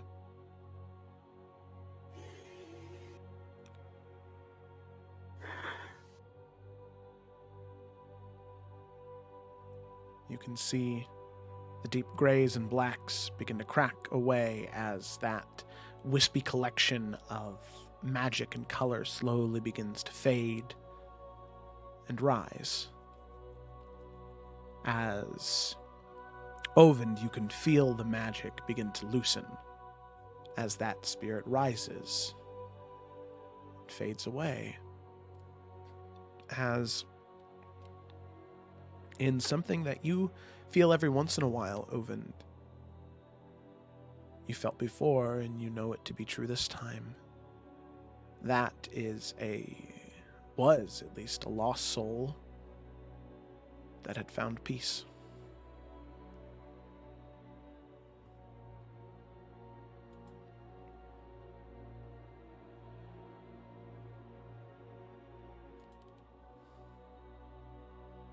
Owen will grin as his eyes open back up.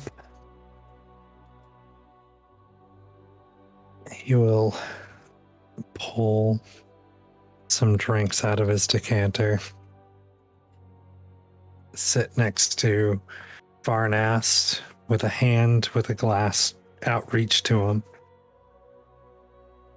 Not looking directly at him, just waiting until he has his moment.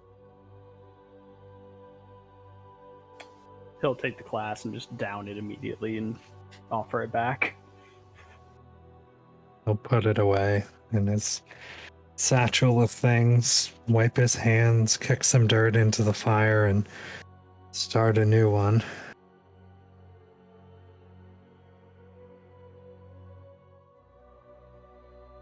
And oh, go ahead, sorry. I don't know if this gives you any rest, but her spirit has moved.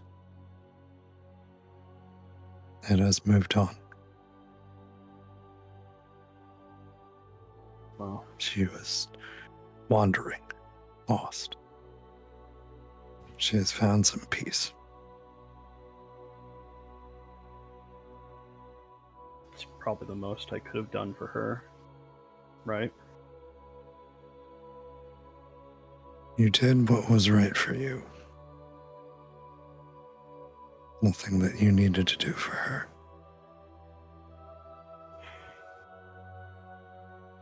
A man once told me that the biggest tragedy of life is that we never know what could have been. I think I finally get what he was talking about. Yeah.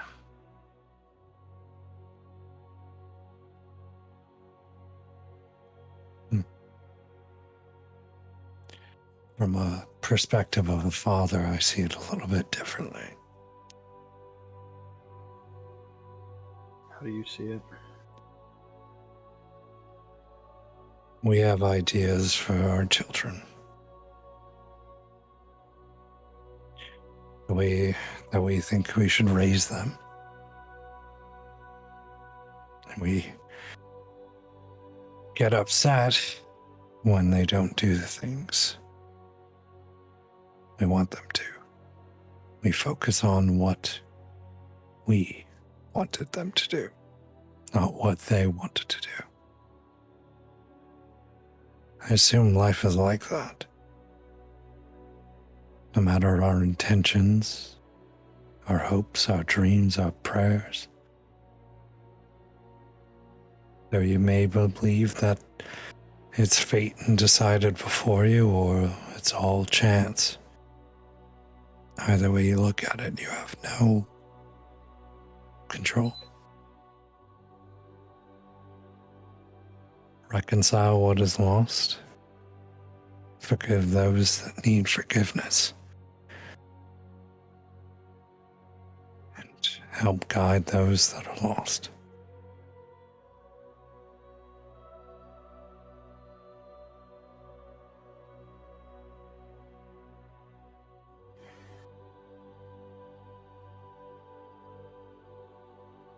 Thank you for this. It's my pleasure.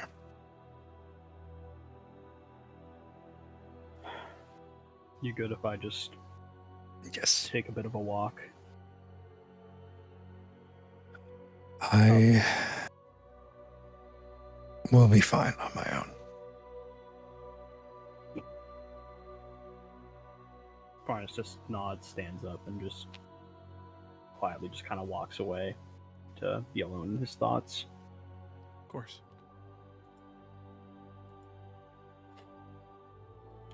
All right. With that, Varnast, you separate yourself from camp to just be alone for a moment. Ovind, you continue your watch. And with that, unless there is anything else, eventually the sun will rise. You'll be able to continue on your journey. I think we're good with that. Okay, alrighty.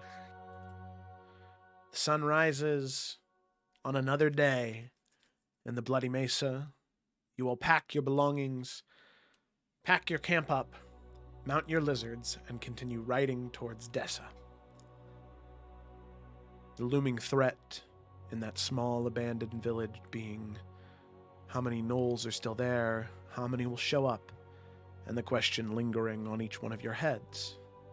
Will Korvac be there when you arrive?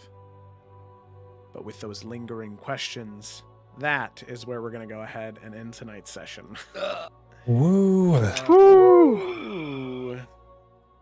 God damn. Efera's back, baby. Yeah, that's, God, Jesus In Here to typical depress you Efera once fashion. again. Hell yeah. Nobody depresses like Efera. That's true. You No know, one. I thought Salamander Coast was sad because like Cecily talked to her dad who didn't have his memory and he was like tending a flower garden and it was really sad. This was, oh my God.